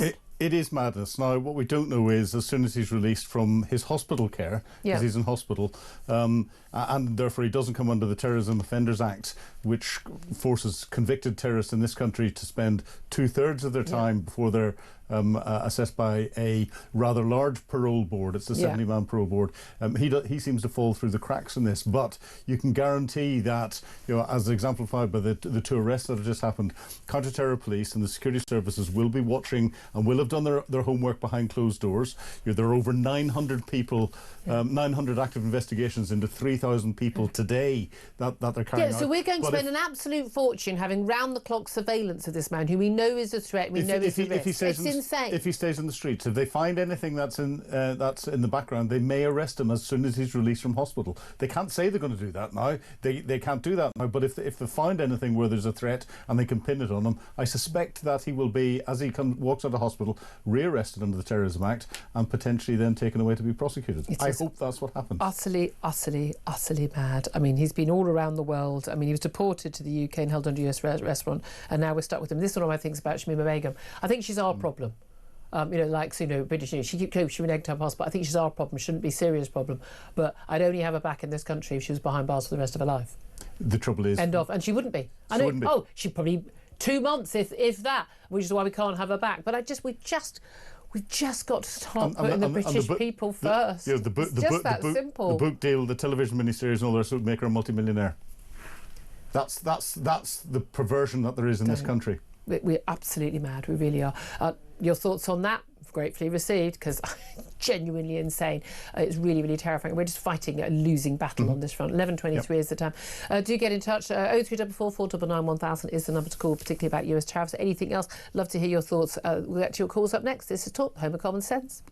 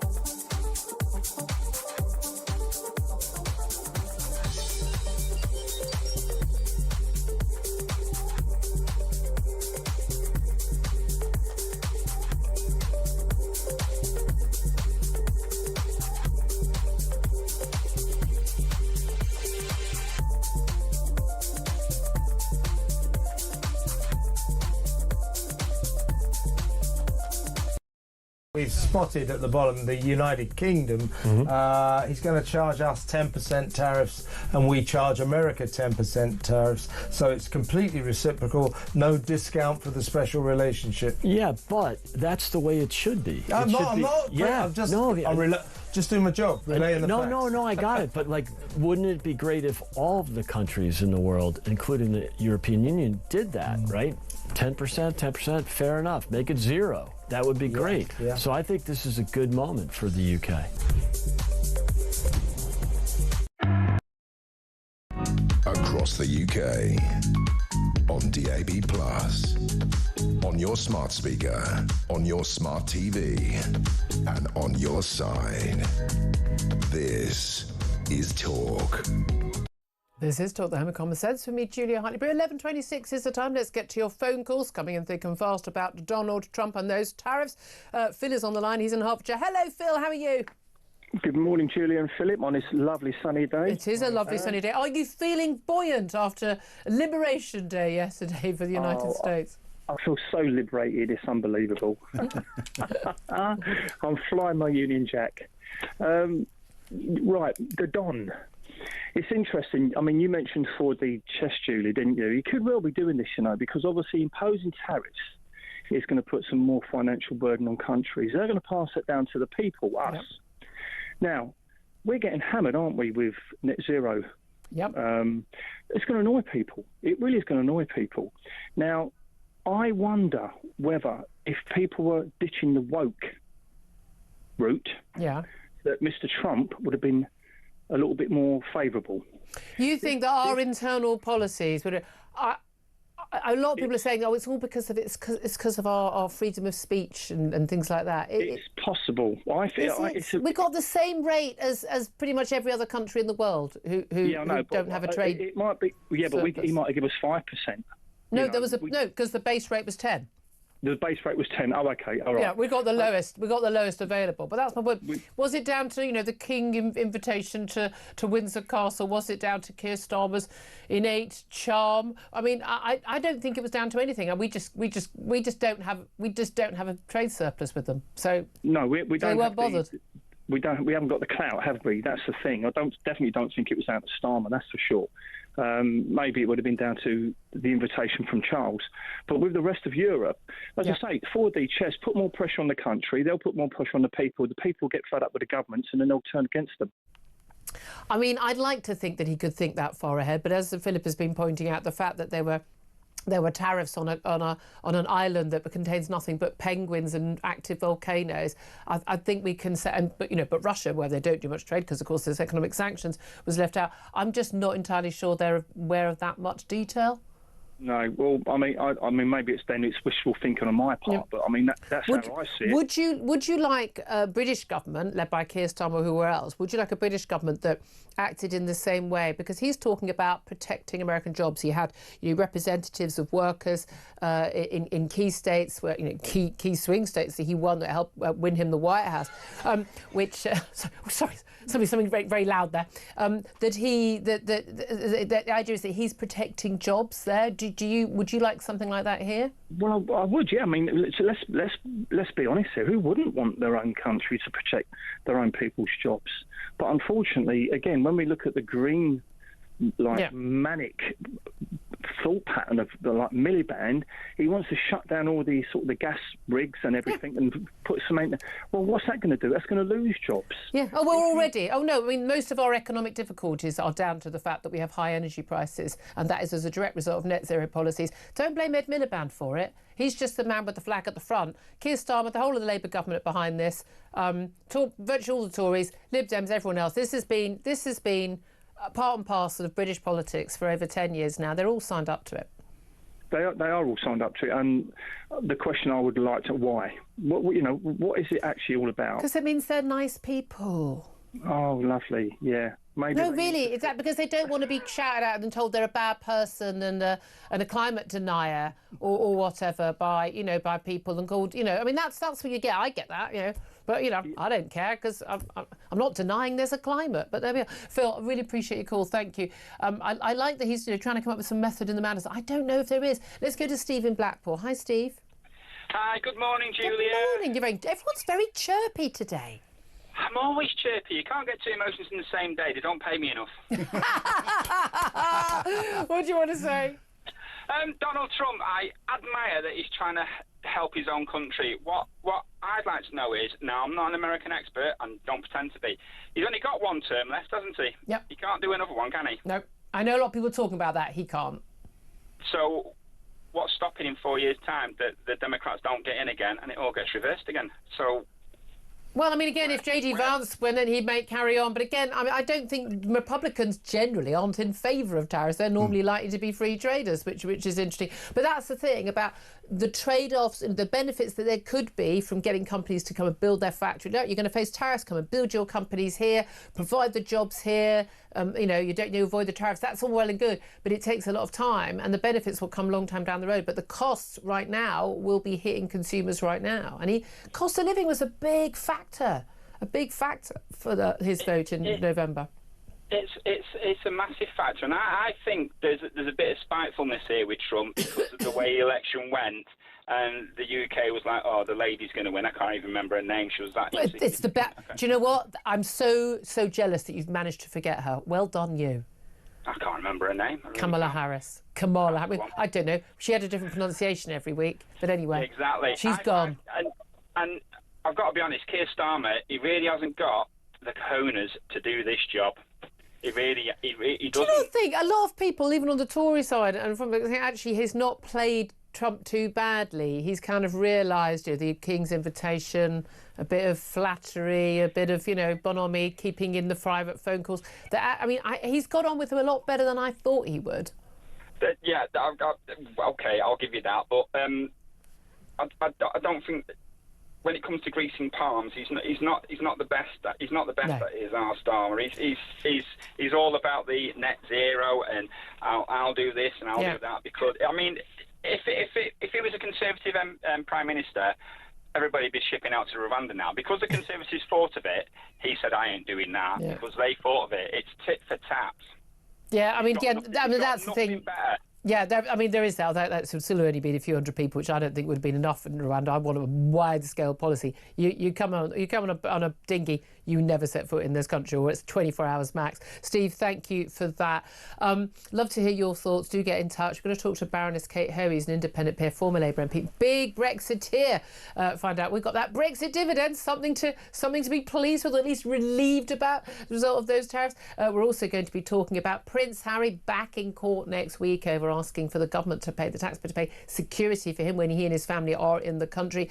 Plus, Meghan has launched her As Ever brand. I know, I'm as thrilled as you are. This is Talk, the home of common sense.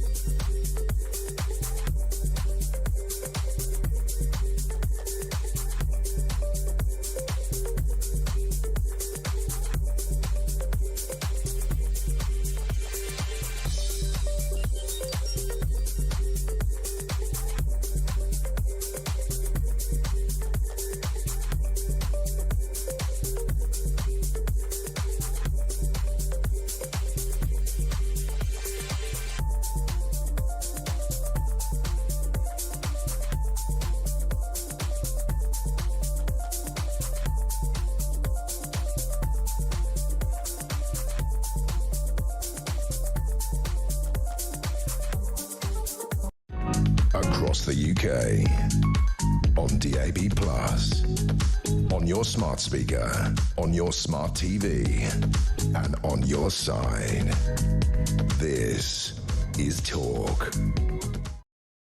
This is Talk, the home of common sense. I'm Julia Hartley-Brewer. Philip Ingram still with me. Let's talk to Baroness Kate Hoey right now. She's an independent peer. She's also a former Labour MP and one of the most prominent campaigners for Brexit way back when. Feels like a lifetime ago. But Baroness Hoey, lovely to have you here. And amazingly, we actually got a benefit from Brexit, a clear benefit that no one could deny, or they could just pretend to not look at and not notice if they work at the BBC or they're a Mona. Same thing. We've got 10% tariffs from Donald Trump yesterday, whereas the European Union got it 20%, twice the right place. Is this a clear benefit of Brexit? Well, I think everyone should be very pleased this morning, particularly businesses, but we're not still in the European Union. And it was lovely, I have to say, watching Trump last night go through the list and then come to the European Union. And his remarks about the European Union are I think, probably even more, radical and worse than the kind of things that we said during the Brexit campaign. Well, he says the EU was formed to damage America. Yes. Well, I mean, the reality is, and I know that the figures he puts up are slightly skewed, but the reality is the European Union has been putting on very high tariffs to American goods. And, even the UK, I mean, I don't think we can complain too much about 10% when we tend to put 10% on a lot of those things that are going to America. And our average tariff is 1.3% on things going to America. Yeah, but a very, very good one and very simple one is oranges, where we've got a 10% tariff on oranges coming from the United States. And that was a new European Union one to protect their Spanish oranges and so on. So we should be getting rid of that. Yeah. Do we have orange groves? I mean, it's a lovely day right now, but I'm not thinking orange groves is a big agricultural deal for us. Well, no, but I just think that that behind the scenes there is a lot of discussion still going on, and I think we will find in the next short while that actually there will be some kind of arrangement between the United Kingdom and... You think it will change? One of the things I think, to be fair, Keir Starmer has played it pretty carefully and given all the things they said about Trump. I mean, I'm amazed that Trump has been so magnanimous, really. Yeah.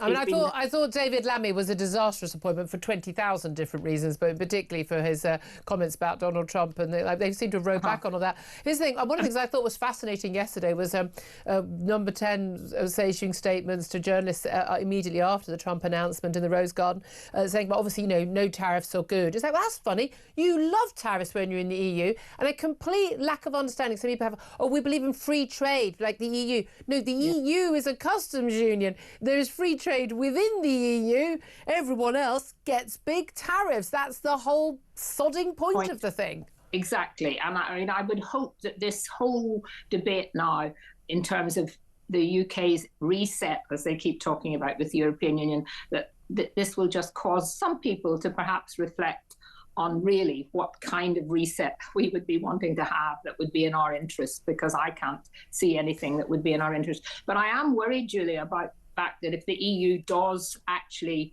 now reciprocate, as they're quite likely to do, where does that leave part of the United Kingdom? My Northern Ireland, Northern Ireland, because we are still in the EU customs code.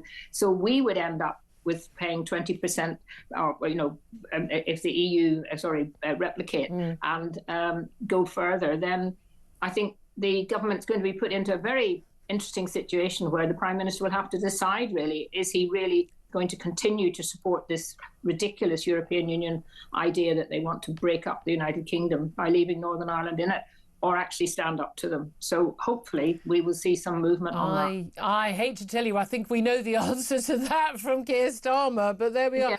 But this thing, it is very complicated. A lot of people, I think, are seeing it very simplistically. This is going to be helping America. They're going to be absolutely fine. They'll do so well.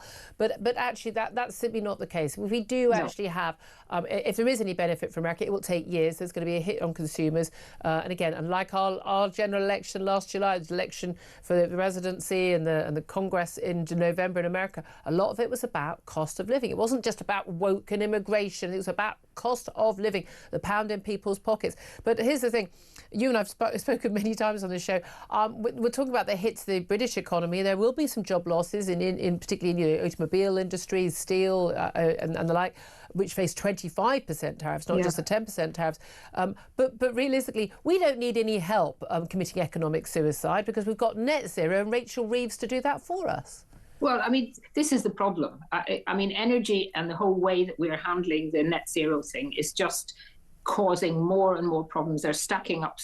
And unless the Prime Minister finally decides that, his Secretary of State for Energy, the Green, Ed Miliband, is actually, not working now. It's not in our interest to continue this ridiculous drive to get this way ahead of any other country, when in the end the ordinary people are suffering from higher costs. And it's just, more and more people are really waking up to the fact, I think, that the whole net zero is based upon the idea that somehow we in the United Kingdom, by changing a few things that are causing huge problems for ordinary people's livelihoods and standards of living, that we're going to save the world from some kind of climate eruption. It really isn't something now that I think people are beginning to wake up to it. Oh, absolutely. I'm so pleased that they are. It's interesting. Sort of a lot of well, Labour. You've been pushing this for a very long time. I have. A lot of Labour supporting trade unions are basically saying, look, this is about jobs fundamentally. And this is the thing. This is what it has come down to, and the pound in the pocket. Now, the interesting thing is Rachel Reeves come next autumn, and she's going to deliver her budget. You know, she's already lost her fiscal headroom. The tariffs would have wiped that out, such that it existed in real life anyway. She's now got a great excuse for, oh, well, we're going to have to go worse. They're just going to discover another £20 billion black hole. But households are already, according to the Resolution Foundation think tank, it's a left-wing think tank, their boss has just gone to work in government, stood as a Labour MP, is in government now. Even they are saying that households will be left £400 worse off this year as a result of her tax rises and the pressure on family finances from rising bills. And again, a lot of those, like energy bills and are as a result of government policy. We are getting poorer. We are getting poorer, and it's not going to get any better because of the policies we've just been discussing on energy. But also, you know, the idea that she could actually tell people and say it with straight face that you're all going to be £100 a year. She said, better off. Now, Wasn't I think it 500? 500 a year? Yes, sorry, £500 a year. I mean, just pluck a number. It was 17. Let's just pluck a number from thin air, because that's what she did. I think they tried to roll back a bit and say, oh, no, it was so much per year. But it's you know, people, you wonder sometimes who actually goes out and does their shopping and who does, you know, who pays their bills. Some of the politicians. Yeah. I mean, I was a politician too. So, but, you know, I just kind of feel that they get into this little kind of almost a sheltered area where they've no idea, or they don't seem to want to know just what's going on out in the real world. Yeah, absolutely. And again, on 90 plus, honestly, I've got no issue with MPs being well paid. I know I'm issue with some of the expenses for second homes, although not for cockapoo pet rent, £900 that are being billed to the taxpayer. But again, understanding how people are genuinely having to tighten their belts and are really struggling right now. Can I ask you just one final story? I just find this absolutely extraordinary. Basically, people in Glasgow have basically said, we've had enough. We've got a problem. We need to deal with the issue of us becoming, they say, that basically the Britain's asylum capital. They're saying we can't take any more people. There's been a huge influx of asylum seekers to the UK, to Glasgow, Scotland's second city, of course. It's been the largest dispersal area for asylum seekers in the UK. Basically, the Home Office say, well, where are we going to put these people? Right, you're all off to Glasgow. So almost 4,000 sent to Glasgow while their applications are being considered. Another 240 in emergency accommodation. Since February last year, 1,000 people have also come to the city from elsewhere in the UK to get basically saying they are homeless, who've been granted leave to remain in the UK. And basically, the local officials and local people are saying, we can't deal with this. It's affecting social cohesion. It's affecting people's safety on the streets. People are concerned about this. It's a huge cost to local authorities, an impact on housing, on hostels. This is untenable, isn't it? Well, I think they're speaking up for what a lot of people across the country are saying. And, you know, no one was asked whether in their area, whether they wanted to have suddenly, literally people being bussed in to come into their area and change the whole nature. No matter how well behaved they are, no matter how nice they are, it changes the whole community feel when you have a huge number of people who don't come from... Of young men arriving, largely from countries who have a very different attitude to particularly women. Yeah, and many of them come from countries, sadly, where women are treated as, you know, very, very much second-class citizens, and it's the warning signs have been there, and you know, I just think we have to have a policy which is very, very clear that if you come into the country illegally, unless there is a really, you know, if you come in illegally, even if you have had problems in your past, then you're not going to be able to stay. Yep, full stop.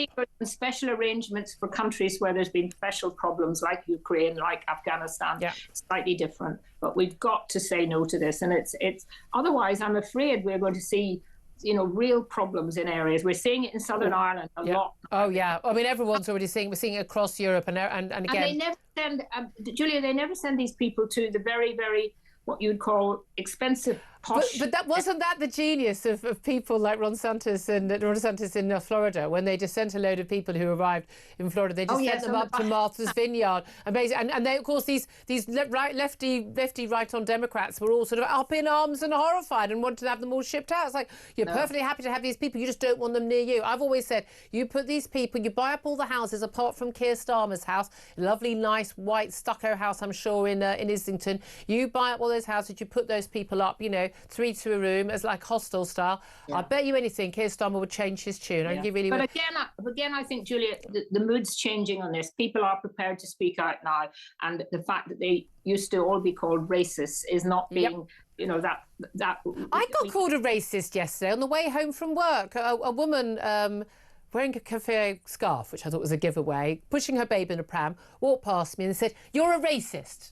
And I said, "Oh, hello, lovely to meet you too. Why would you think that?" She said, "Because everything you say." And I said, "Such as, could you give me one example?"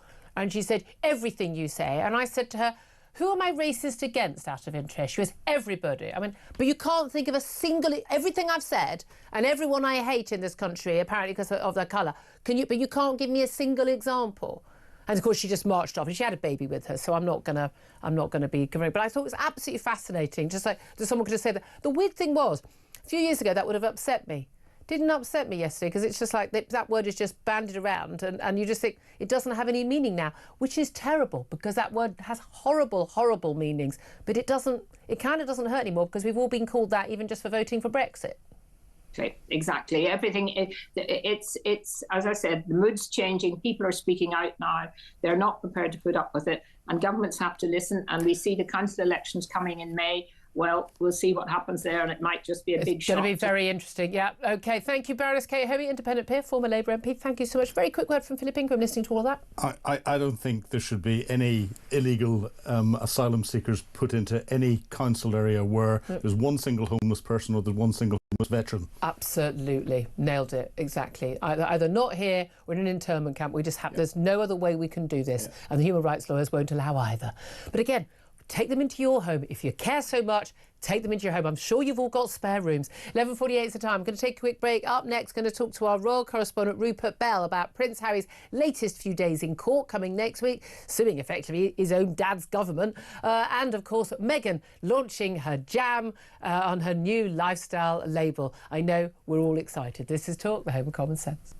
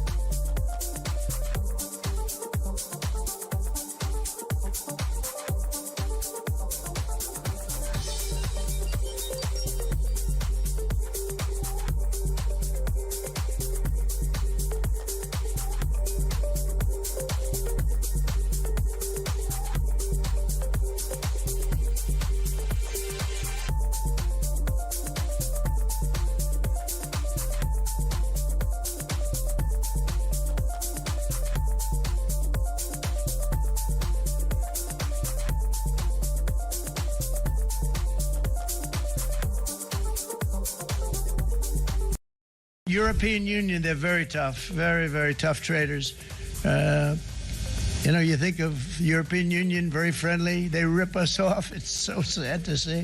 It's so pathetic. 39%, we're going to charge them 20%, so we're charging them essentially half. Vietnam, great negotiators, great people. They like me, I like them. The problem is they charge us 90%. We're going to charge them 46% tariff.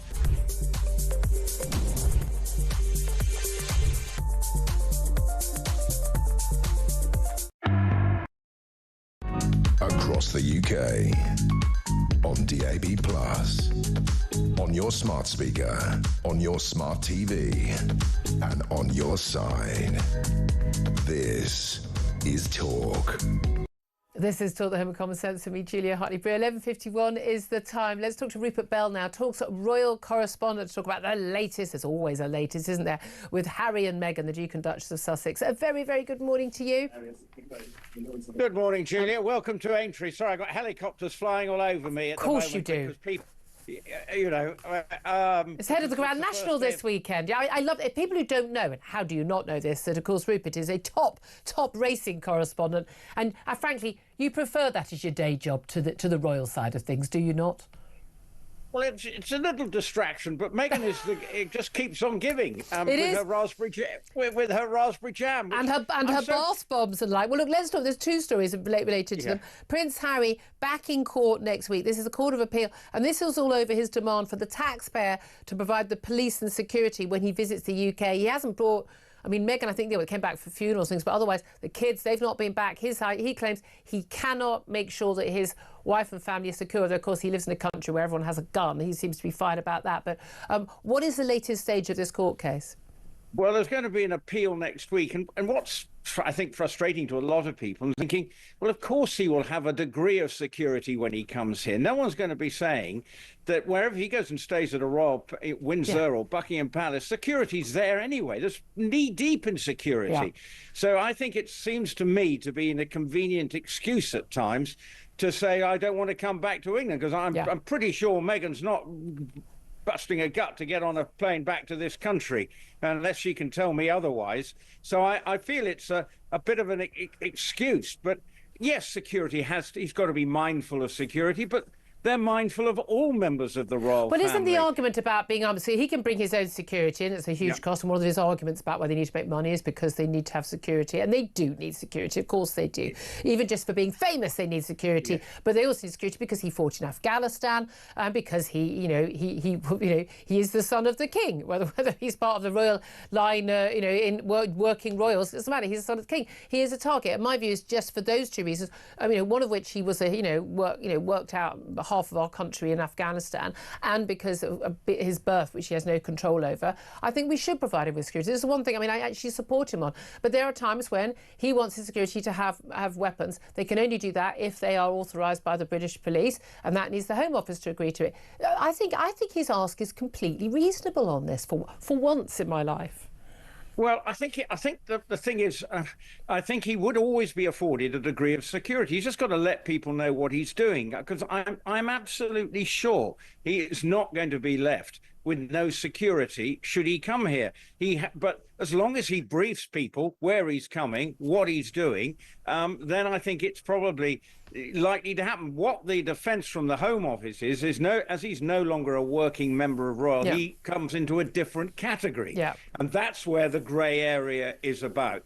But I'm pretty sure that he is never going to be left without security, because it wouldn't be sensible. Well, thing is, the Home Office might think he comes into a different category. I don't think that's how ISIS or Al-Qaeda or Hezbollah or any other terrorists see it. I just don't think that's how they see it. He's the son of the king. He's a target. He fought in Afghanistan. He talked about the killings in Afghanistan. I think he needs security. But there we are. Whatever the cost it ends up being. But again, he doesn't come back very often anyway, does he? Let's talk about Meghan, Meghan, by the way, Rupert wants to know if you do want to come back to England or not. Seriously, at any time, give us a call. We'll put you on air. I'm not Oprah Winfrey, but we're happy to have you if you want. Now, she, of course, had this absurd documentary series, this Netflix series, her lifestyle brand, With love, Meghan. I managed to last 5 minutes before I lost the will to live. We made watch all episodes. Don't even know how many there were, but you almost lost your mind. Your frustration talking about it was a joy to behold. My favourite interview of the last year. But she's now launched her lifestyle range as ever, and there are 8 products, including 11-pound jars of ham, marked as sold out on the website within half an hour of going live. Who's buying this nonsense?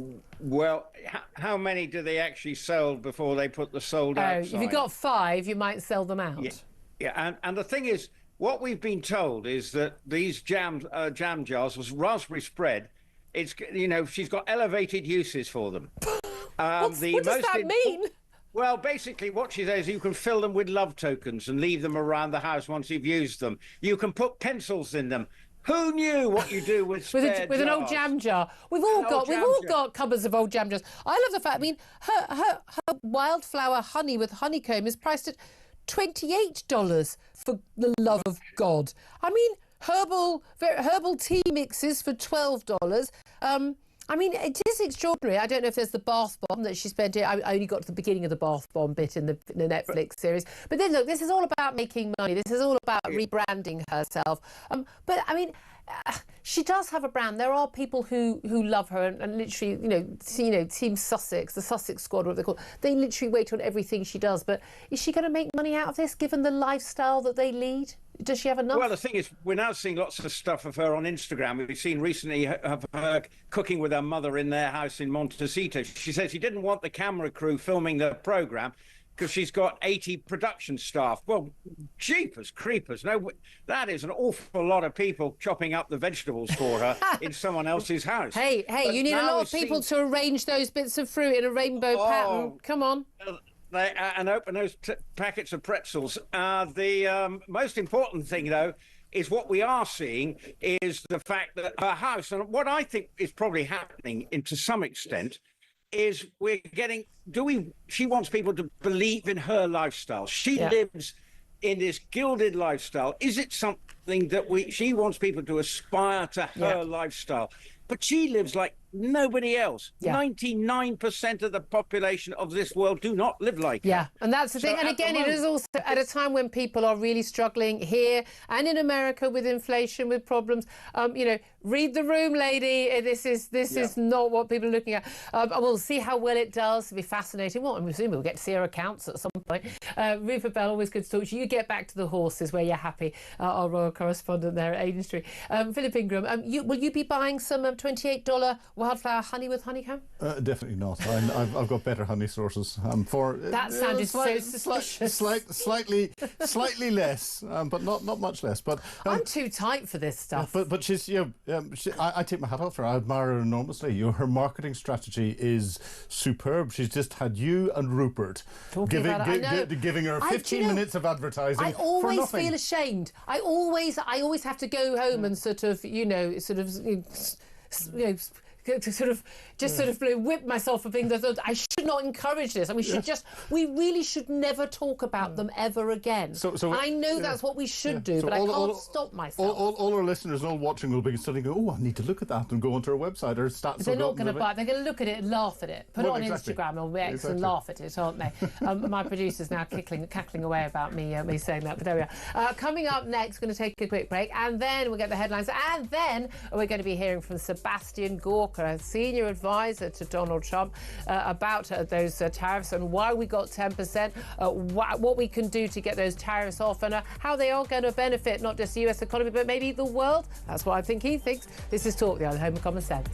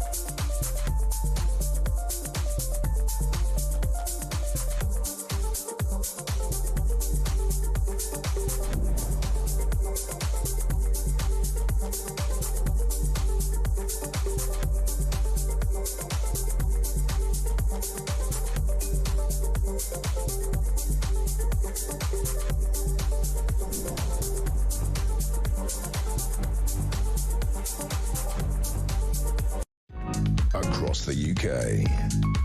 On DAB+, on your smart speaker, on your smart TV, and on your side. This is Talk.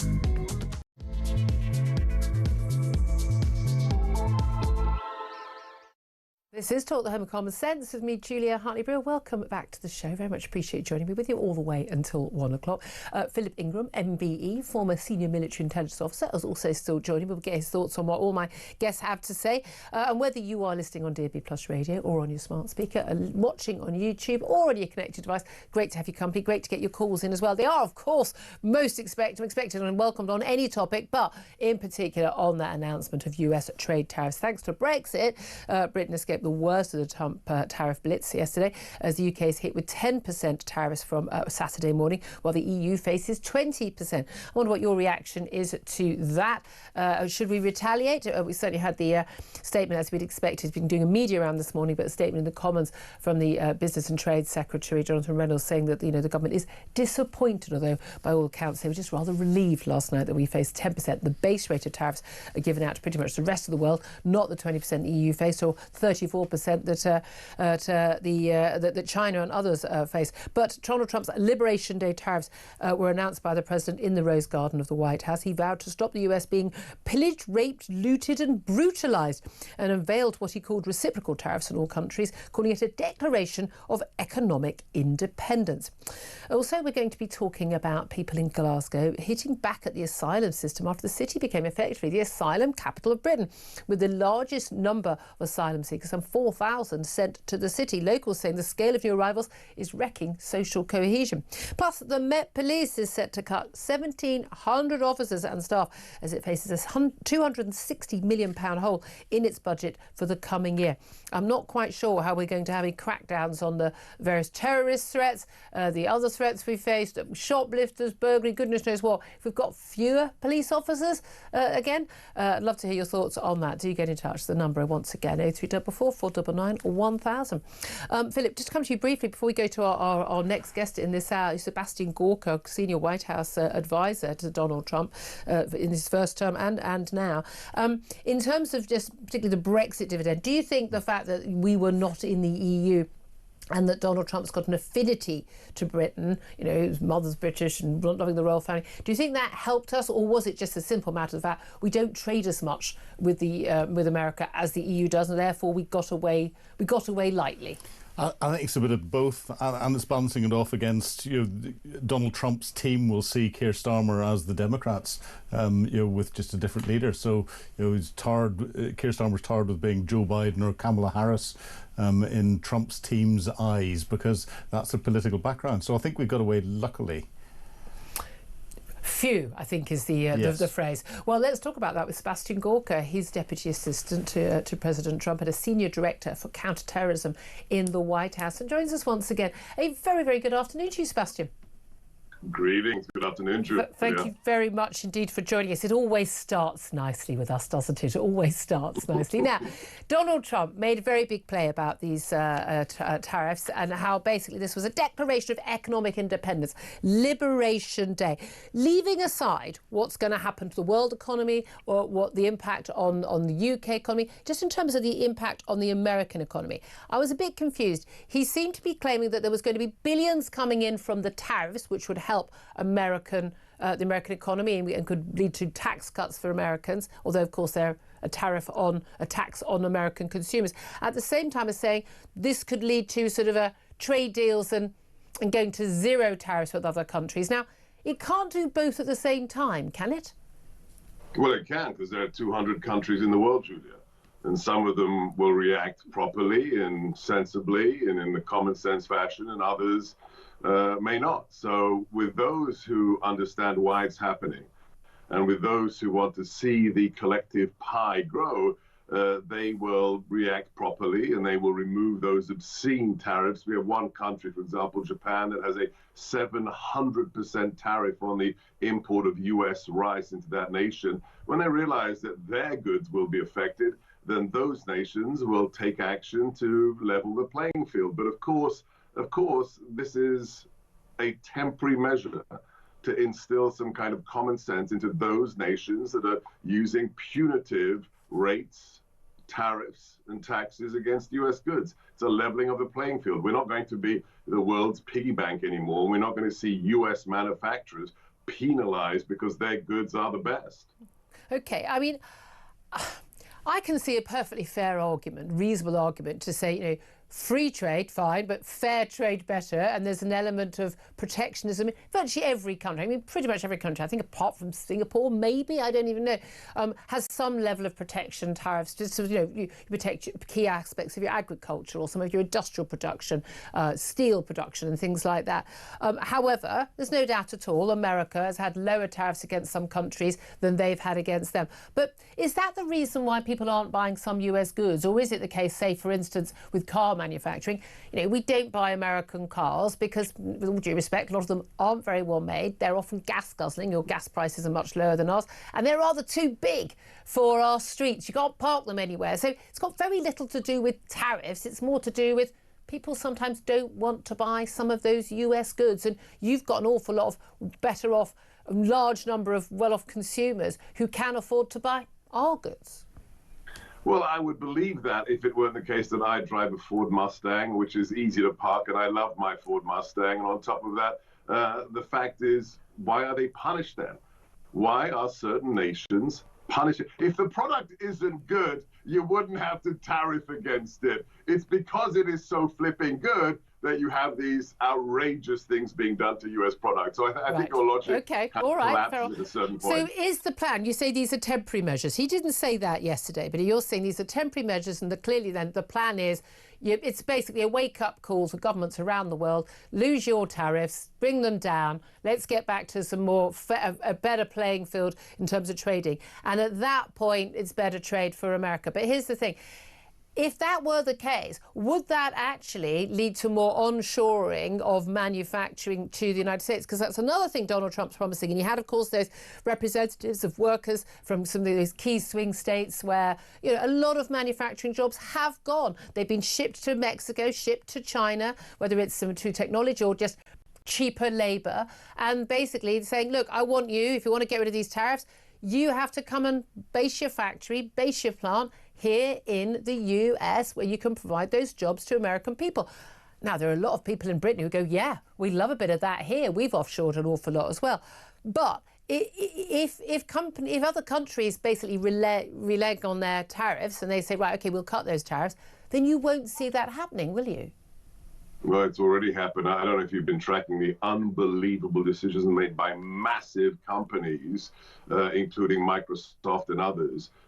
Even before the inauguration, we had commitments made by CEOs standing next to President Trump in Trump Tower, saying they're going to bring, if you add it all up, it is now in excess of multiple trillions of dollars worth of investment and jobs to the UK, to the US, because they realized what President Trump was going to do and they wanted to get out in front of it. So literally trillions of dollars have already been committed by CEOs to the United States to bring those jobs back. So it's not a hypothetical.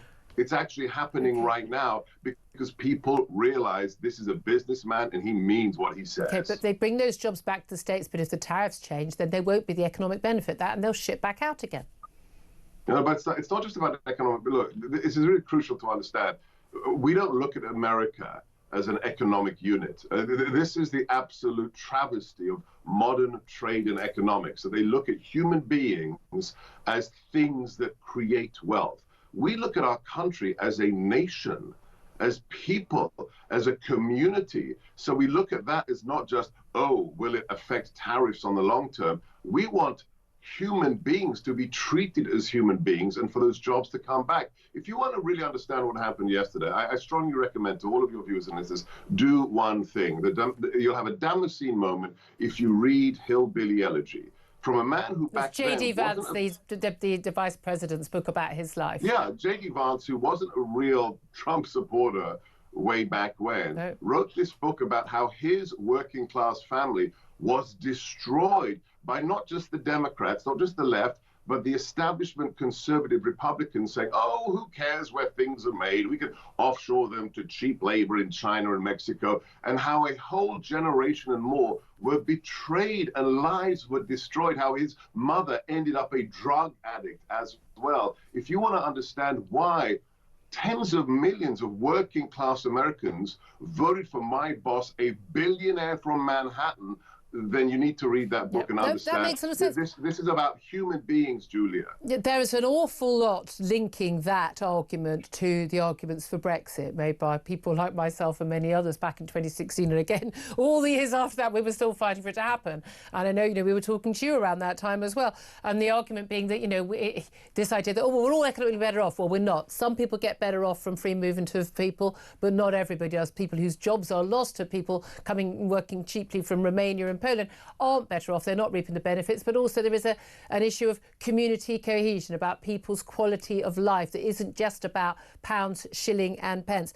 Let's talk about some could say the Brexit dividend that the UK has received. We've not been treated as the EU bloc. Now, there are various countries in the EU that have massive trade surpluses with the US, like Germany.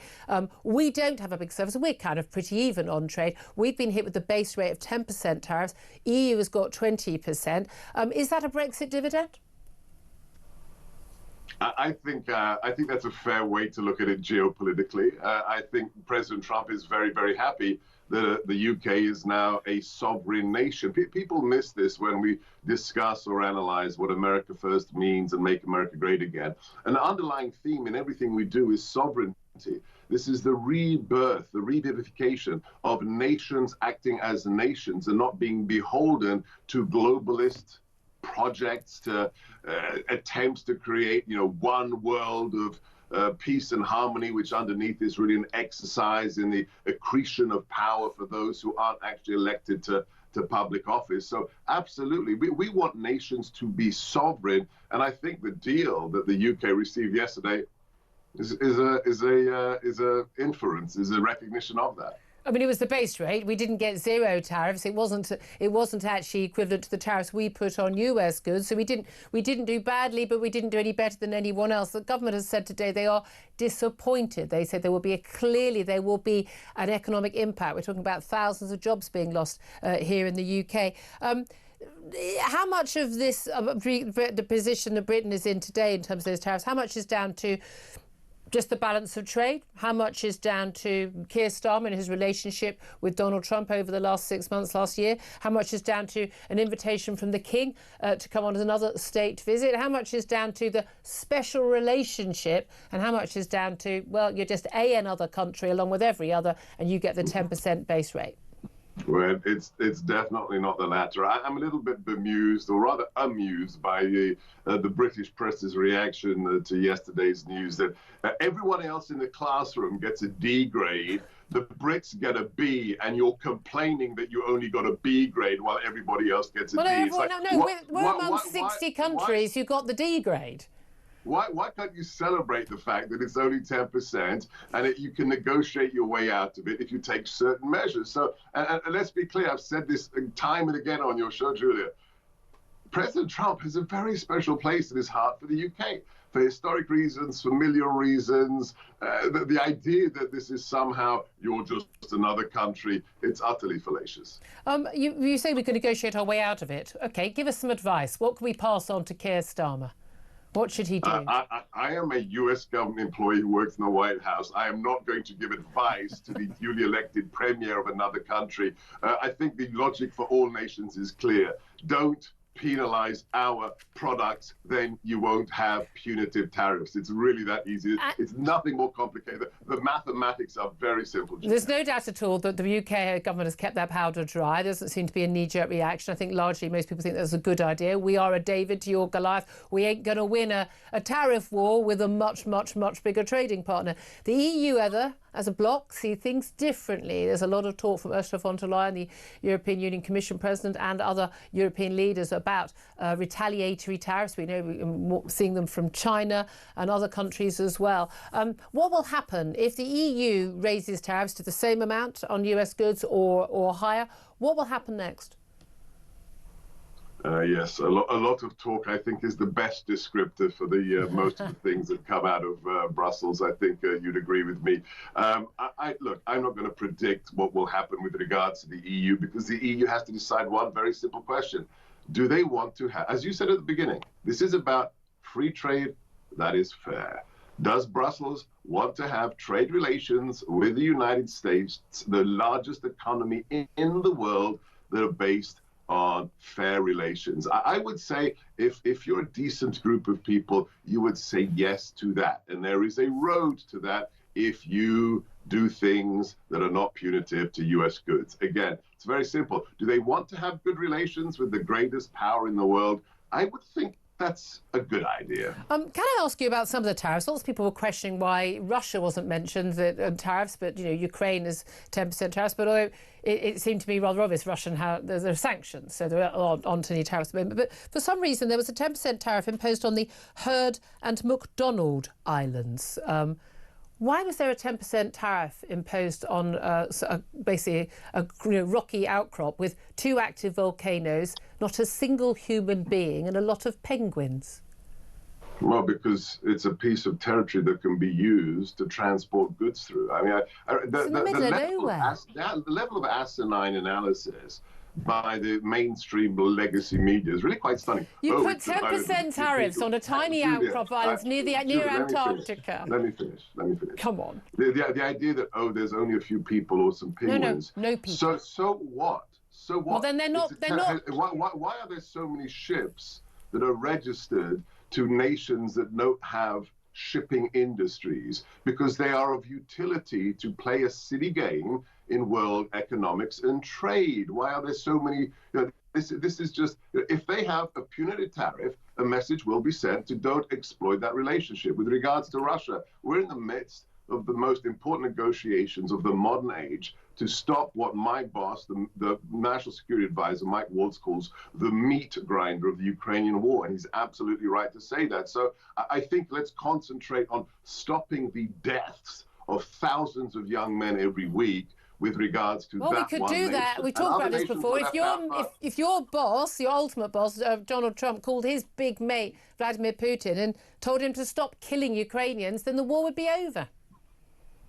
Yeah, I'm not going to... just saying, it's a simple way to stop the killing. Julia, okay. You got me irritated last time. I'm not going to take the bait. All right, then. Well, sorry for my facts. Let's come back one final point. What are the facts, then? What are the facts? No, you said you didn't want to go there. No, we did it last time. His mate? What are the facts for that? We did it last time. Let's talk about... What are the facts?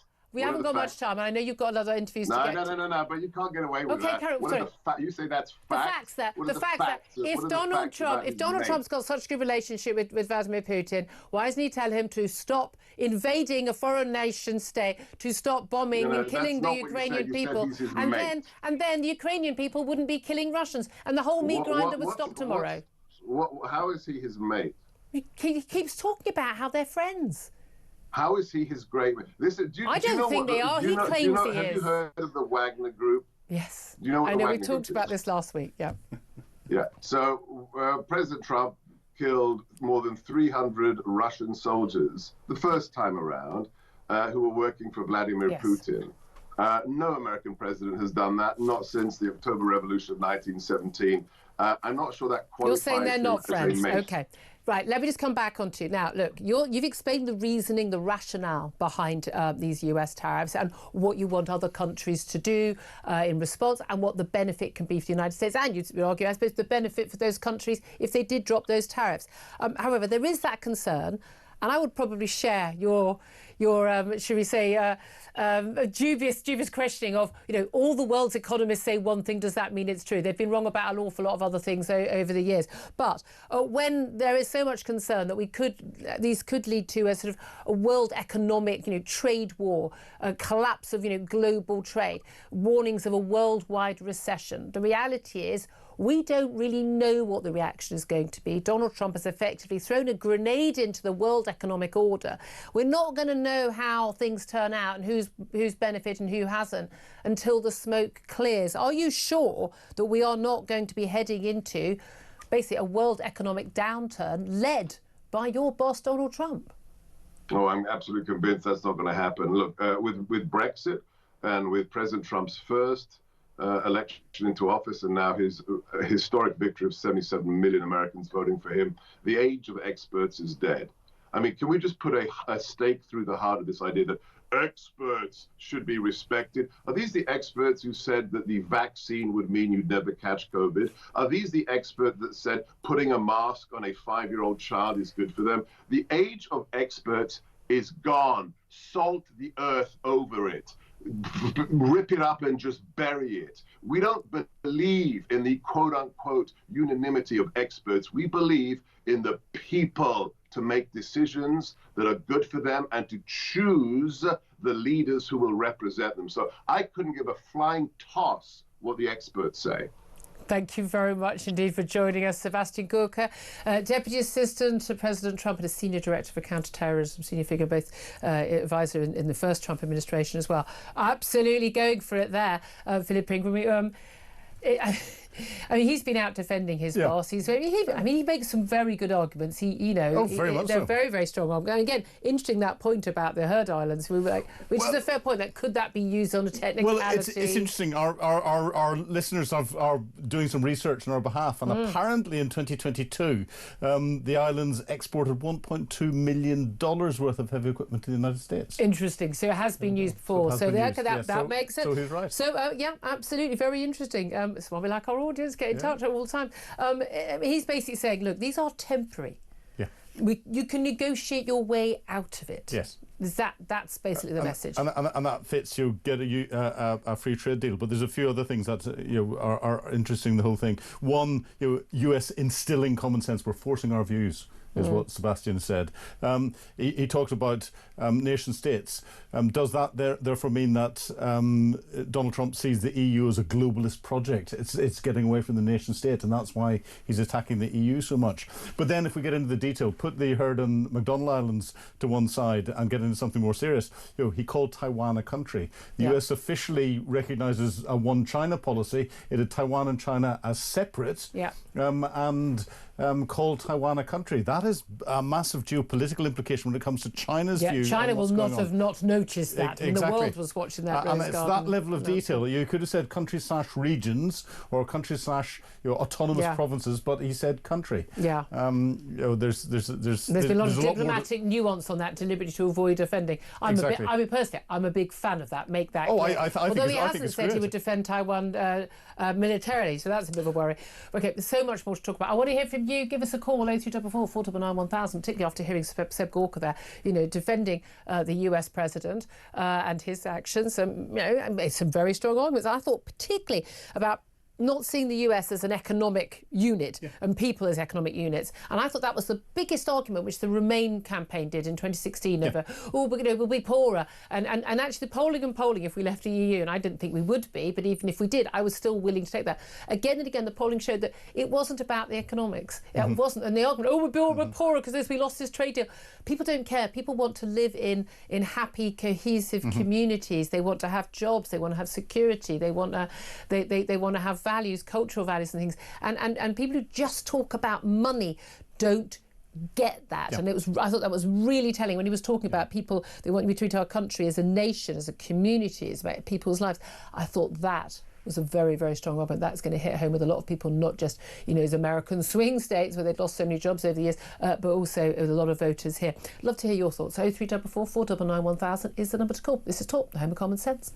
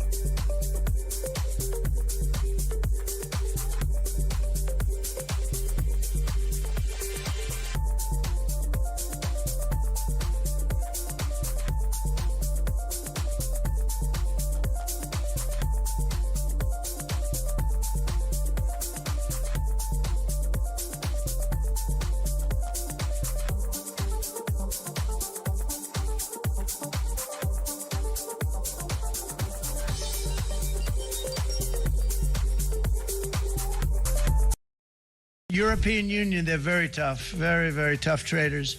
You know, you think of European Union, very friendly. They rip us off. It's so sad to see. It's so pathetic. 39%, we're going to charge them 20%, so we're charging them essentially half. Vietnam, great negotiators, great people. They like me, I like them. The problem is they charge us 90%. We're going to charge them 46% tariff.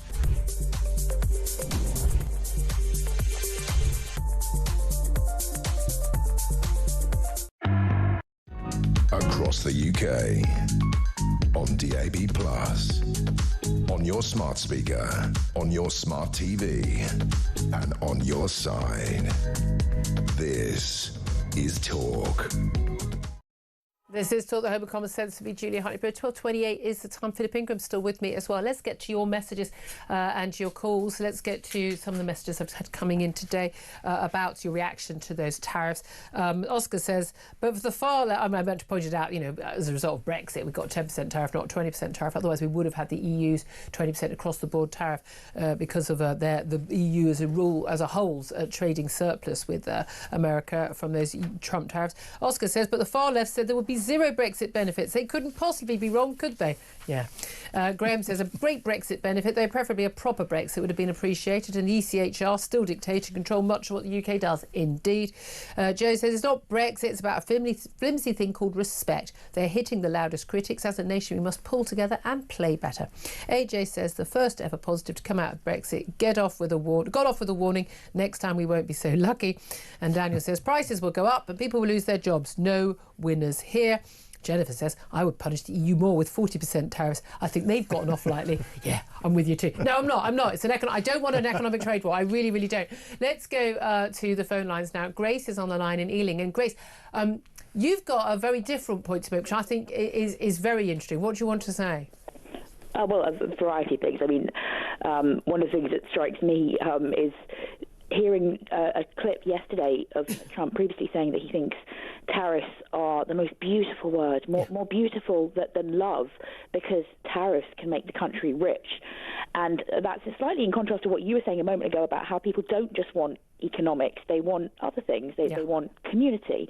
And Trump kind of tries to cozy up to Christians, but the Bible says that the love of money is the root of all kinds of evil, and you cannot serve money and God. So Trump saying that he just wants to make the country rich, I'm not sure that's a great way forward. But actually, America is richer than the rest of the world. It is rich in terms of... A lot of Americans don't feel that way. The average American has not seen their cost of their standard of living going up in 20 years. Well, yeah, exactly. That's why he, as the leader of the country, needs to make sure that wealth is more fairly distributed, but he doesn't seem to be doing that. I mean, one of the things I also wanted to say was that it's I think, offensive potentially to some people. Not everyone will be this sensitive, but some people who have actually been victims of rape may find it offensive for him to use that word to refer to what he sees as going on in terms of... He said the country, said America, had been looted, raped and pillaged by other countries. Yeah. Again, I just thought that... I mean, again, I don't think the country's been looted or pillaged either. I mean, people have bought their goods, they bought their... I mean, I think it's a ridiculously sort of over-aggressive language. I didn't like him using the word raped. I'd never try and stop him using it. I think people should be allowed to use the words they want and we judge them on it. But I don't like the idea that because someone's been raped, they wouldn't like that and we need to be worried about that. Otherwise, you know, we can't talk about anything. And anyone who's been a victim of anything means that they... You know, I know you're saying that too, but we can't... I don't think we can edit ourselves because someone might have been the victim of a crime at some point. Yeah, I'm not saying that he can't use the word, but I'm thinking it would probably be better not to. Yeah, I thought it was a poor choice of words. I thought it was really upping the ante. It was really, I thought it was very much sort of creating a very them and us view about the rest of the world. Yeah, I mean, can he say on one occasion he has all the best words? I mean, if he has all the best words, he should maybe use some better, more accurate ones. There's very, very much a kind of thing against America against the rest of the world, and that's just not particularly helpful. I mean, I heard him mention Bangladesh, for instance, and I just thought, does he really think that the general population, the average person in Bangladesh, is ripping off America? Yeah.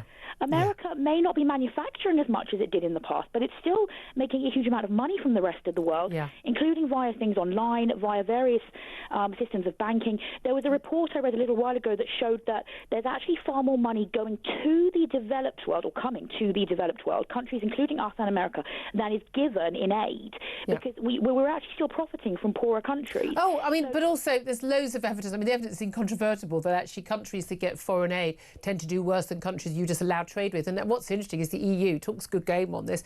One of the reasons why a lot of countries in Africa are really quite poor, other than their sort of kleptocratic, hopeless governments in ineptitude, is actually down to the fact they can't sell value-added goods like manufactured goods into the EU because the tariffs are so high, and often they can't even export some of their goods because, of course, we know that might hit, Spanish orange producers and things. And so actually, trade will actually help those countries. Freer trade would help those countries more. Yeah, I mean, that's the reason I was personally very, very torn during the referendum, because I'm typically more on the left than on the right, and I was not particularly happy with some of the things I was hearing from Nigel Farage, for instance, at the time. So I thought I can't vote on the same side of them, but I didn't want to vote Remain because I thought I don't think the EU is actually particularly helpful to the world's poorest people. No, exactly. How did you vote in the end, if you don't mind me saying? Feel free not to answer because it's private ballot. I didn't. I couldn't decide in the end. I'm still glad that I didn't. If you had a vote now, what would you do? Honestly, I'm not sure. I feel like there's so much more I need to learn about economics, but I feel frustrated sometimes that some people on my side of the political spectrum are rightly concerned about people near to us who are in need, or Palestinians who are in need, but they don't necessarily show enough concern about people in the global south other than Palestine who are in need. Yeah, exactly. I mean, again, that for me ties in with net zero, which is that it's bad enough that net zero puts energy prices up here in the UK and costs jobs and make people can't afford to heat their homes because of the energy prices, but it's even worse that people in developing nations, particularly in Africa, they're being basically told, you can't have fossil fuels, and that's the cheapest way for them to industrialise, to bring themselves out of poverty. And I mean, I genuinely think it's morally obscene that the West is doing that. Grace, such a fascinating call. Thank you very much indeed for calling. Philip Ingram, we've just had a statement from Jonathan Reynolds in the House of Commons, his Business and Trade Secretary. I don't know if he's remembered whether or not he was a solicitor or not today. But the UK government, he says, is launching a consultation with businesses on how to take retaliatory tariff measures against the US. About how taking retaliatory tariff measures against the US would impact them. So basically saying, a deal the US, he says, is possible and favourable, but the UK reserves the right to take any action it deems necessary if an agreement is not secured. He certainly said on media rounds today that everything is on the table. Given what we just heard from Seb Gorka, who's a White House advisor, this idea that, you can get rid of these tariffs, come to the table, do a deal. Would retaliatory tariffs be a good idea? No, not in the slightest. And I'm disappointed with what the business secretary said. Once again, he's going out to try and get people's opinions before making a decision. Now, some people say that's good, but we elect a government to make decisions. They've had weeks. We've known these tariffs have been coming to turn around and work out what a decision would be and how to react to it. Absolutely. And they could come back in very positively and diffuse the whole situation. Say, of course, we're going to continue our trade negotiations and look at how we can make things fairer between us and the United States. Absolutely. Thank you very much indeed. Up next, we're going to be talking about why Glasgow has become Britain's asylum capital and why, funnily enough, local people are not happy about it. More cuts to the Metropolitan Police and where have all those barber shops come from on your local high street? That's all coming up. First up, though, it's time to find out how you could be in with a chance of winning Oasis tickets at Wembley this summer, plus £10,000. How'd you fancy winning tickets to the hottest gig of the century? Here at Talk, we're giving you the chance to bag yourself a pair of tickets to Oasis at Wembley this summer. Plus, we're giving away a whopping 10 grand and putting you up for the weekend in a London hotel. All you need to do is text the word prize to 83338 and you're in the draw. Alternatively, you can enter by post. Once again, all you need to do is text the word prize to 83338 or you can enter by post. Good luck. 18 plus UK excluding Northern Ireland. Enter by text for £2 plus one standard network charge by 11 p.m. on the 7th of April 2025. Or post your name and number to Oasis Competition, PO Box 3190. Colchester CO2 8GP to arrive by 5 p.m. on the 10th of April 2025. Full terms and conditions at talksport.com. This is a News Broadcasting Network promotion. Very good luck in that competition. 12:36 is the time. We're going to take a break. I say up next, going to talk about Glasgow being the asylum capital of Britain and what they're going to do about it. This is Talk.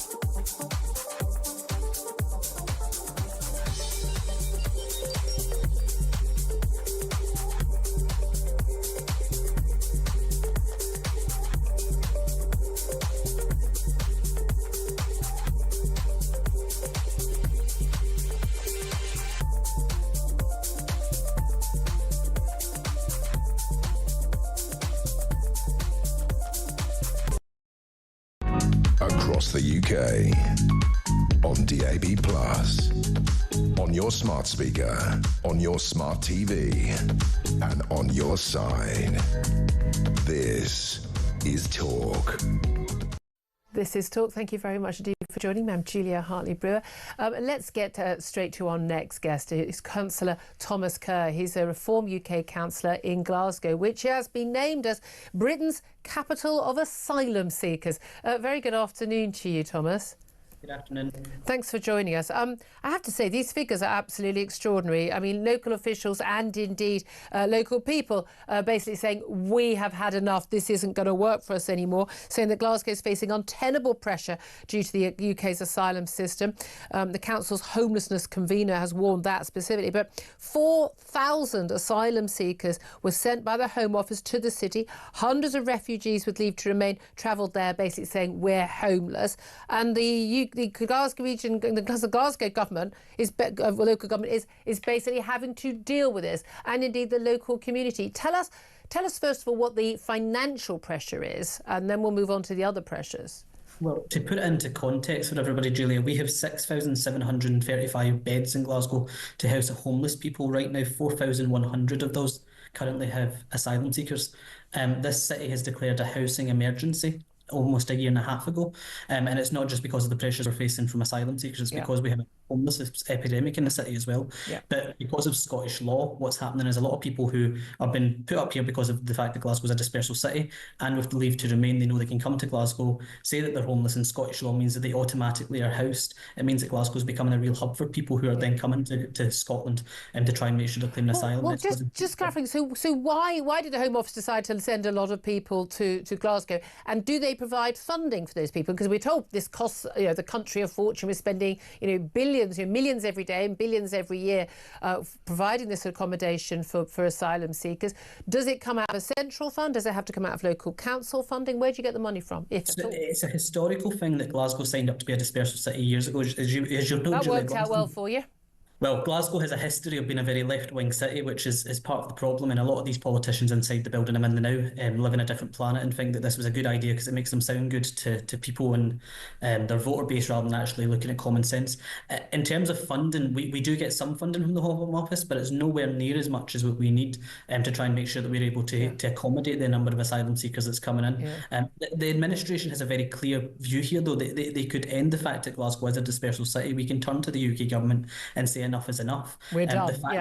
The fact that it's a nationalist councillor who is now openly saying that, I think, shows you how serious it's became in Glasgow. It's not a reform politician. It's not somebody on the right like me that's now saying this. It's people who see themselves as woke lefties who are fighting for it. The reality check of it actually happening. And of course, we saw that in America, didn't we? We mentioned it a bit earlier on the show, when the Democrats were sort of saying, oh, how awful, how badly these people are being treated. They're coming in over the borders, immigrants from Mexico and South America and wherever around the world. And the likes of Ron DeSantis, the Republican governor of Florida, basically just put them on buses and sent them up to Martha's Vineyard and other places where the rich left-leaning Democrats live. Funnily enough, they didn't like it when it happened to their local communities. There's a lot that's coming home to roost for a lot of the politicians who have made terrible decisions over the past, God knows, 20 odd years in this city. Labour and SNP politicians who have made horrible decisions, and there's a lot of facts coming home to roost that they're unhappy with when the reality starts up, and communities like mine in the East End of Glasgow are now saying enough is enough. I mean, we had a by-election a couple of weeks ago and Reform got 24% of the vote there. That's because people are sick, fed up. It's not because everybody's all now turned to the right. It's because they're fed up with their communities being overtaken. And I think a lot of these politicians are realising we've seen that across the UK, we've seen it across Europe, we've seen it in Ireland as well. In terms of the impact on local communities, we know this is one of the things that, again, people say, well, people have to live somewhere, but of course, it's happened in Ireland as well, but in lots of places in England and in Scotland, asylum seekers being housed in a hostel, often, few hundred people put somewhere in a tiny town, massively dwarfing local population, often in hotels, ruining the tourism in the local area because people got nowhere to stay, people's weddings being cancelled and the like. And of course, they're not spending money in local restaurants and local tourist shops and things, so that has an impact on jobs. But there's also that impact of having a whole bunch of young men with nothing to do all day suddenly out and about on the streets. And that is certainly a concern, particularly for young women who are bearing the brunt of this, and loads of women have said this to me, and it's really well documented across Europe as well, the attitude of many of the young men who coming from countries where women are treated as second-class citizens, where a woman who's not covered up is treated as a sex object, and the harassment of young women and the crimes against young women have skyrocketed. Have you seen that problem in Glasgow? We have. I actually got myself reported to the SNP's new hate crime legislation because I spoke about this. One of the SNP councillors, ironically, the convener who's now complaining was the one who had reported me to the police because he wasn't happy with the fact I said there has been a rise in stalking, assaults and huge crime inside the city centre. A lot of young women feel extremely unsafe, and they are reporting back that the predominantly, now this isn't just everybody, there's obviously people who are from different cultures who are doing this as well. The dominance of this is young men who have travelled up here from asylums, who are claiming to be asylum seekers, and that is a big issue. It's having a massive impact in our local communities, and we have an epidemic going over in Glasgow right now that I've spoke about today about play parks, where there's people taking photographs of children in play parks across the west of Scotland. Yeah, that doesn't work for me. If it was my kid. Right now in Scottish legislation, that's actually not against the law. It's crazy that they can do this, and it's not against the law to take a photograph of someone else's kid in a public play park. This is madness. But that's where we sit now in Scotland. It's absolutely crazy. Just extraordinary, isn't it? Do you think that you've got the public on your side, again, regardless of people's political affiliation? There are a lot of people, they might talk the talk, but actually they'll be saying to their daughters, be careful when you're in town because of this one. Because when the reality bites everybody and everyone's aware of it. Do you think everyone's still pretending they're not noticing the problem, but they really are? You know what, I think in Glasgow you're seeing a massive switch around of people who are now finding their voice and being very, very vocal about this. It is scaring politicians inside the city chambers who have for a long time tried to keep these issues hidden and don't let the public talk about it. And labelling someone as someone who's committing a hate crime by pointing out actual crime statistics. I mean, before I came on to speak to you, Julia, we have a full council meeting that's taking place where they had a question digged at me, and every one of the politicians clapped to say they welcome refugees and asylum seekers as they tried to point it down at me. And my reaction is, look, the people of Glasgow are with me. The establishment might not be with me, but the people of Glasgow are, because they're sick, fed up with their city being treated the way it is. Absolutely. Well, I mean, the only thing is, just finally, what's going to be done about it? Because at the end of the day, these people are in the country. People say, well, they've got to live somewhere. What are the options? Well, I think there's three options that the administration in Glasgow can do. The first one is by saying to the UK government, we can't be a dispersal city any longer. We have to have our fair share going across Scotland, not just to Glasgow. I think the administration here locally can streamline planning applications to make sure we're building more homes, because that's part of the big issue that we have. Investors don't see Scotland as an attractive place to invest, so they don't want to build homes. And lastly, that the Scottish government has to change the fact that in Scotland, if you're an asylum seeker or you claim to be an asylum seeker or a refugee, you're automatically kicked at the top of housing lists. Over and above local people, indeed. So it makes a circumstance where loads of people are coming up to Scotland from England because they know they can abuse the system. So those three things are very, very simple. The Scottish government could do very quickly to tackle this issue in Scotland. Very interesting. Councillor Thomas Carr, Reform UK Councillor in Glasgow, thank you very much. If you're wondering, obviously, we can't talk to local councillors who are standing in local elections, but the local elections in Scotland aren't until 2027, which is why we can talk to a local councillor from that part of our great country. Philip Ingram, I mean, these numbers are extraordinary. These are political decisions by the national government and by the local city government. The reality, the impact is felt by people on the street. Well, very much so, and I think he very articulately put across the change in attitudes that people have got, and that's but how out of touch those that are in positions of power are with the people on the street, and that's not a good position to be in, because that's going to turn into more protests and worse. It'll be fascinating to see. Forget protests, young women being sexually assaulted and stalked. I mean, let's worry about the really important stuff. Not being unpopular at a local dinner party. 12:48 is the time. Up next, going to talk to a former Met Police DCI about cutbacks at Met Police and why we're having the opposite of cutbacks when it comes to barber shops. There seem to be about 50 on every local high street, but what are they doing there? This is Talk.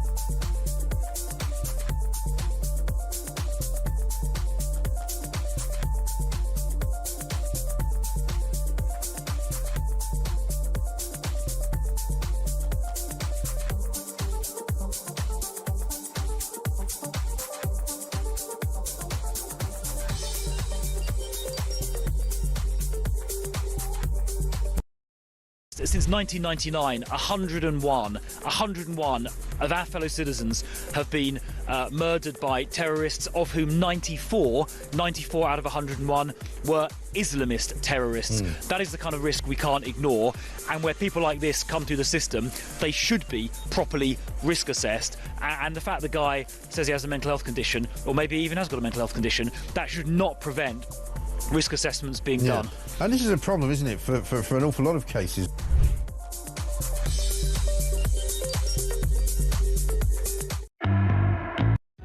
Across the UK, on DAB+, on your smart speaker, on your smart TV, and on your side. This is Talk. This is Talk, Home of Common Sense. I'm Julia Hartley-Brewer. 12:50 is the time. Let's speak now to Mike Neville. He's a former Metropolitan Police Detective Chief Inspector. I want to talk to him about various different issues involving crime and policing. A very good afternoon to you, Mike. Yes, good afternoon, Julia, and good afternoon to Philip as well. Oh, yeah, Philip Ingram's here. Another bunch of old mates. I secretly think that Philip knows everyone in the country. So does Mike. So, yeah, you're very worrying. I don't want you to gang up on me. Anyway, right, let's talk about it. There's two really big stories I want to talk to you about. Also touch on Tariff if we can. But the Met Police, apparently our biggest police force, of course, covering London and Manchester South East, they are planning to cut services and cut 1,700 officers and backroom staff as they face a £260 million hole in their budget for the coming year. But hold on a minute, didn't we have a load of cuts in the austerity years under Cameron and Osborne? And then we spent the last sort of 5 years trying to build those numbers back up because of the problems of a lack of police officers, particularly in places like London, and now they're going to cut them again. This is insane, isn't it? I don't know how they can cut police officers because, of course, they're on sort of a 30 or 40-year contract. So they're very difficult to get rid of. They could cut some police staff. But I was proud to be a Scotland Yard detective, Julie, but what you see in the Met is the typical public sector where rather than looking at how we can do things differently as like a business would do, how can we do things differently for less and get a better service? Yeah. It's simply like Birmingham Council, or we'll just take the money and not do much really. Yeah. And when you look at the Met, there is a commander, a chief superintendent and chief inspectors, all employed with 20 or more staff in the diversity directorate. Yeah. Now, these cuts, they talk about cutting the Royal Parks Police, they're cutting forensics, mounted and dog patrols. So let's ask the public, what would you like to see cut here? Yes. Would you like to see the forensics branch and the dog patrol cut? Or would you like the diversity directorate to cut? Because as you've highlighted, the establishment, as we heard from the Scottish guest just before, the establishment likes one thing, but the public like another. Absolutely. I bet you anything they've got net zero officers as well, net zero compliance officers. I bet you anything at all. Translation services, you name it, they've got it. And again, also, this budget comes out of, there's obviously some national money that goes in from the Home Office, but there's also money from local council taxpayers, and of course that Sadiq Khan, the London mayor, is ultimately our sort of police and crime commissioner for London. We're going to say he's been hiring PR staff on vastly inflated salaries at huge expense. I'm told most of us would rather we hired a few police officers instead of some more PR staff to make the Sadiq Khan attempt to look good. Just an example of a simple change. When I ran a department that identified people who were caught on camera, caught on CCTV catching burglars, robbers, rapists, and thieves. Wait a minute, did we used to do that? Why have we not thought of that before? Well, but I used to identify about 60% of those people because I had simple systems and but now they identify less than about 25%. So all those images are not identified. All those people who've invested time. It's just wrong. Why aren't they identified? Because people, they're not looking at these images. They've not got a system for showing the images. Well, they don't bother collecting. In my experience of crime, they don't bother collecting them. They don't even bother. Well, exactly. Yeah. Exactly. I spoke to a criminal. Yeah, about this. Sorry. No, carry on. No, I spoke to a criminal, and I caught him for over 40 crimes, linked him together. But when I spoke to the guy, he admitted doing 500 crimes. It's the fact that the police never got the 460 other images in the first place. So these are just simple things. And I say to Mark Rowley, I email him occasionally and say, look, I was proud to be a Scotland Yard detective. I'll come back. I'm not just on here to whinge. Yeah. I'll come back and I will help you. And all I get is ignored or told to bugger off, really. Yeah, absolutely. So thank you. Your message is important to us, Ali. Well, let me ask you about another area of crime which we would like the police to be tackling, and this is this extraordinary explosion in the number of Turkish barber shops on our high street. Some have got, you know, as many as 20 or 30 premises in our high street. We had a big raid on a string of those shops, the seizure of £500,000 in illegal cash, apparently, and this crackdown on money laundering. I mean, there just aren't that many men who need their hair cut, as far as I can tell, in many local high streets, and yet a huge number of barbershops have popped out of nowhere. Is it fair to assume a lot of these are just money laundering businesses?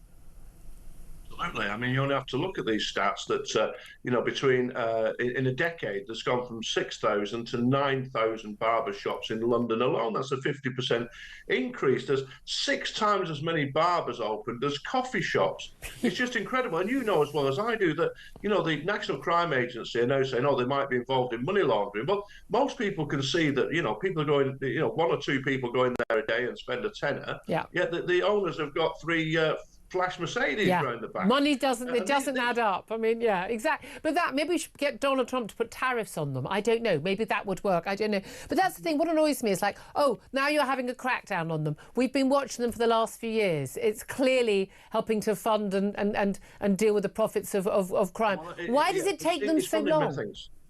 Well, to be honest, Julia, I get frustrated at this myself. The public sector as a whole, the police, they move as slow as a slug with a heavy shopping bag sometimes. It's just when these things are just obvious, you know, these things are connected to terrorism, trafficking of people, drug dealing, all this sort of things. Yeah. And these barber shops are obvious places because the big thing with the barbers is they're not regulated. You can just set yourself up as a barber. You set yourself up as like a food shop or something. The council can come in and check you, hygiene and all this sort of stuff.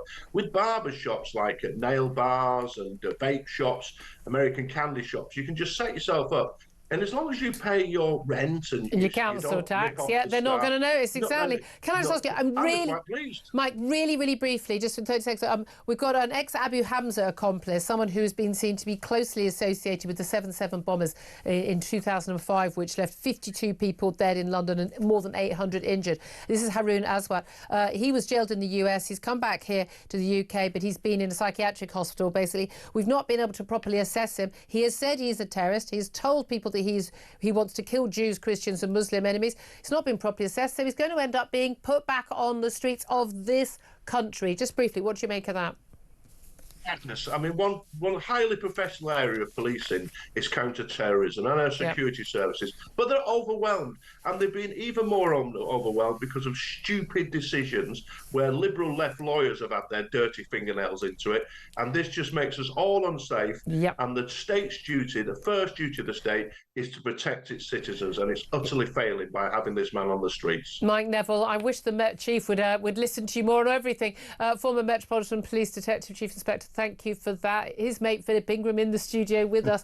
Again, just go back to barbershops. I mean, this thing, there's just aren't that many people who need their haircuts. Well, exactly, but it's not just barbershops. You know, it's your car washes. We've nail seen bars. It's nail bars. It's anything where there's cash going through is used for money laundering. And when we see the explosions of them, I'm surprised the police aren't jumping up and down. Well, this is the thing. It's the fact they wait sort of 5 years until after it's happened before they do something. It's just so frustrating, isn't it? David Bull is here. He's in for Ian Collins again today. Now, you're a man who I think you're very dapper. I'm guessing you get your hair cut very often, but even you don't need 30 barbers on the same high street. Well, I mentioned this on Friday, actually. I said it's surprising, isn't it, how many barbershops there are. How many times do you need your hair cut? And it is obvious that many of them are empty. Yeah, exactly. So what's that about? It's utterly bizarre. And, of course, you don't have to register your business as a company. You can be a sole trader. What's that about?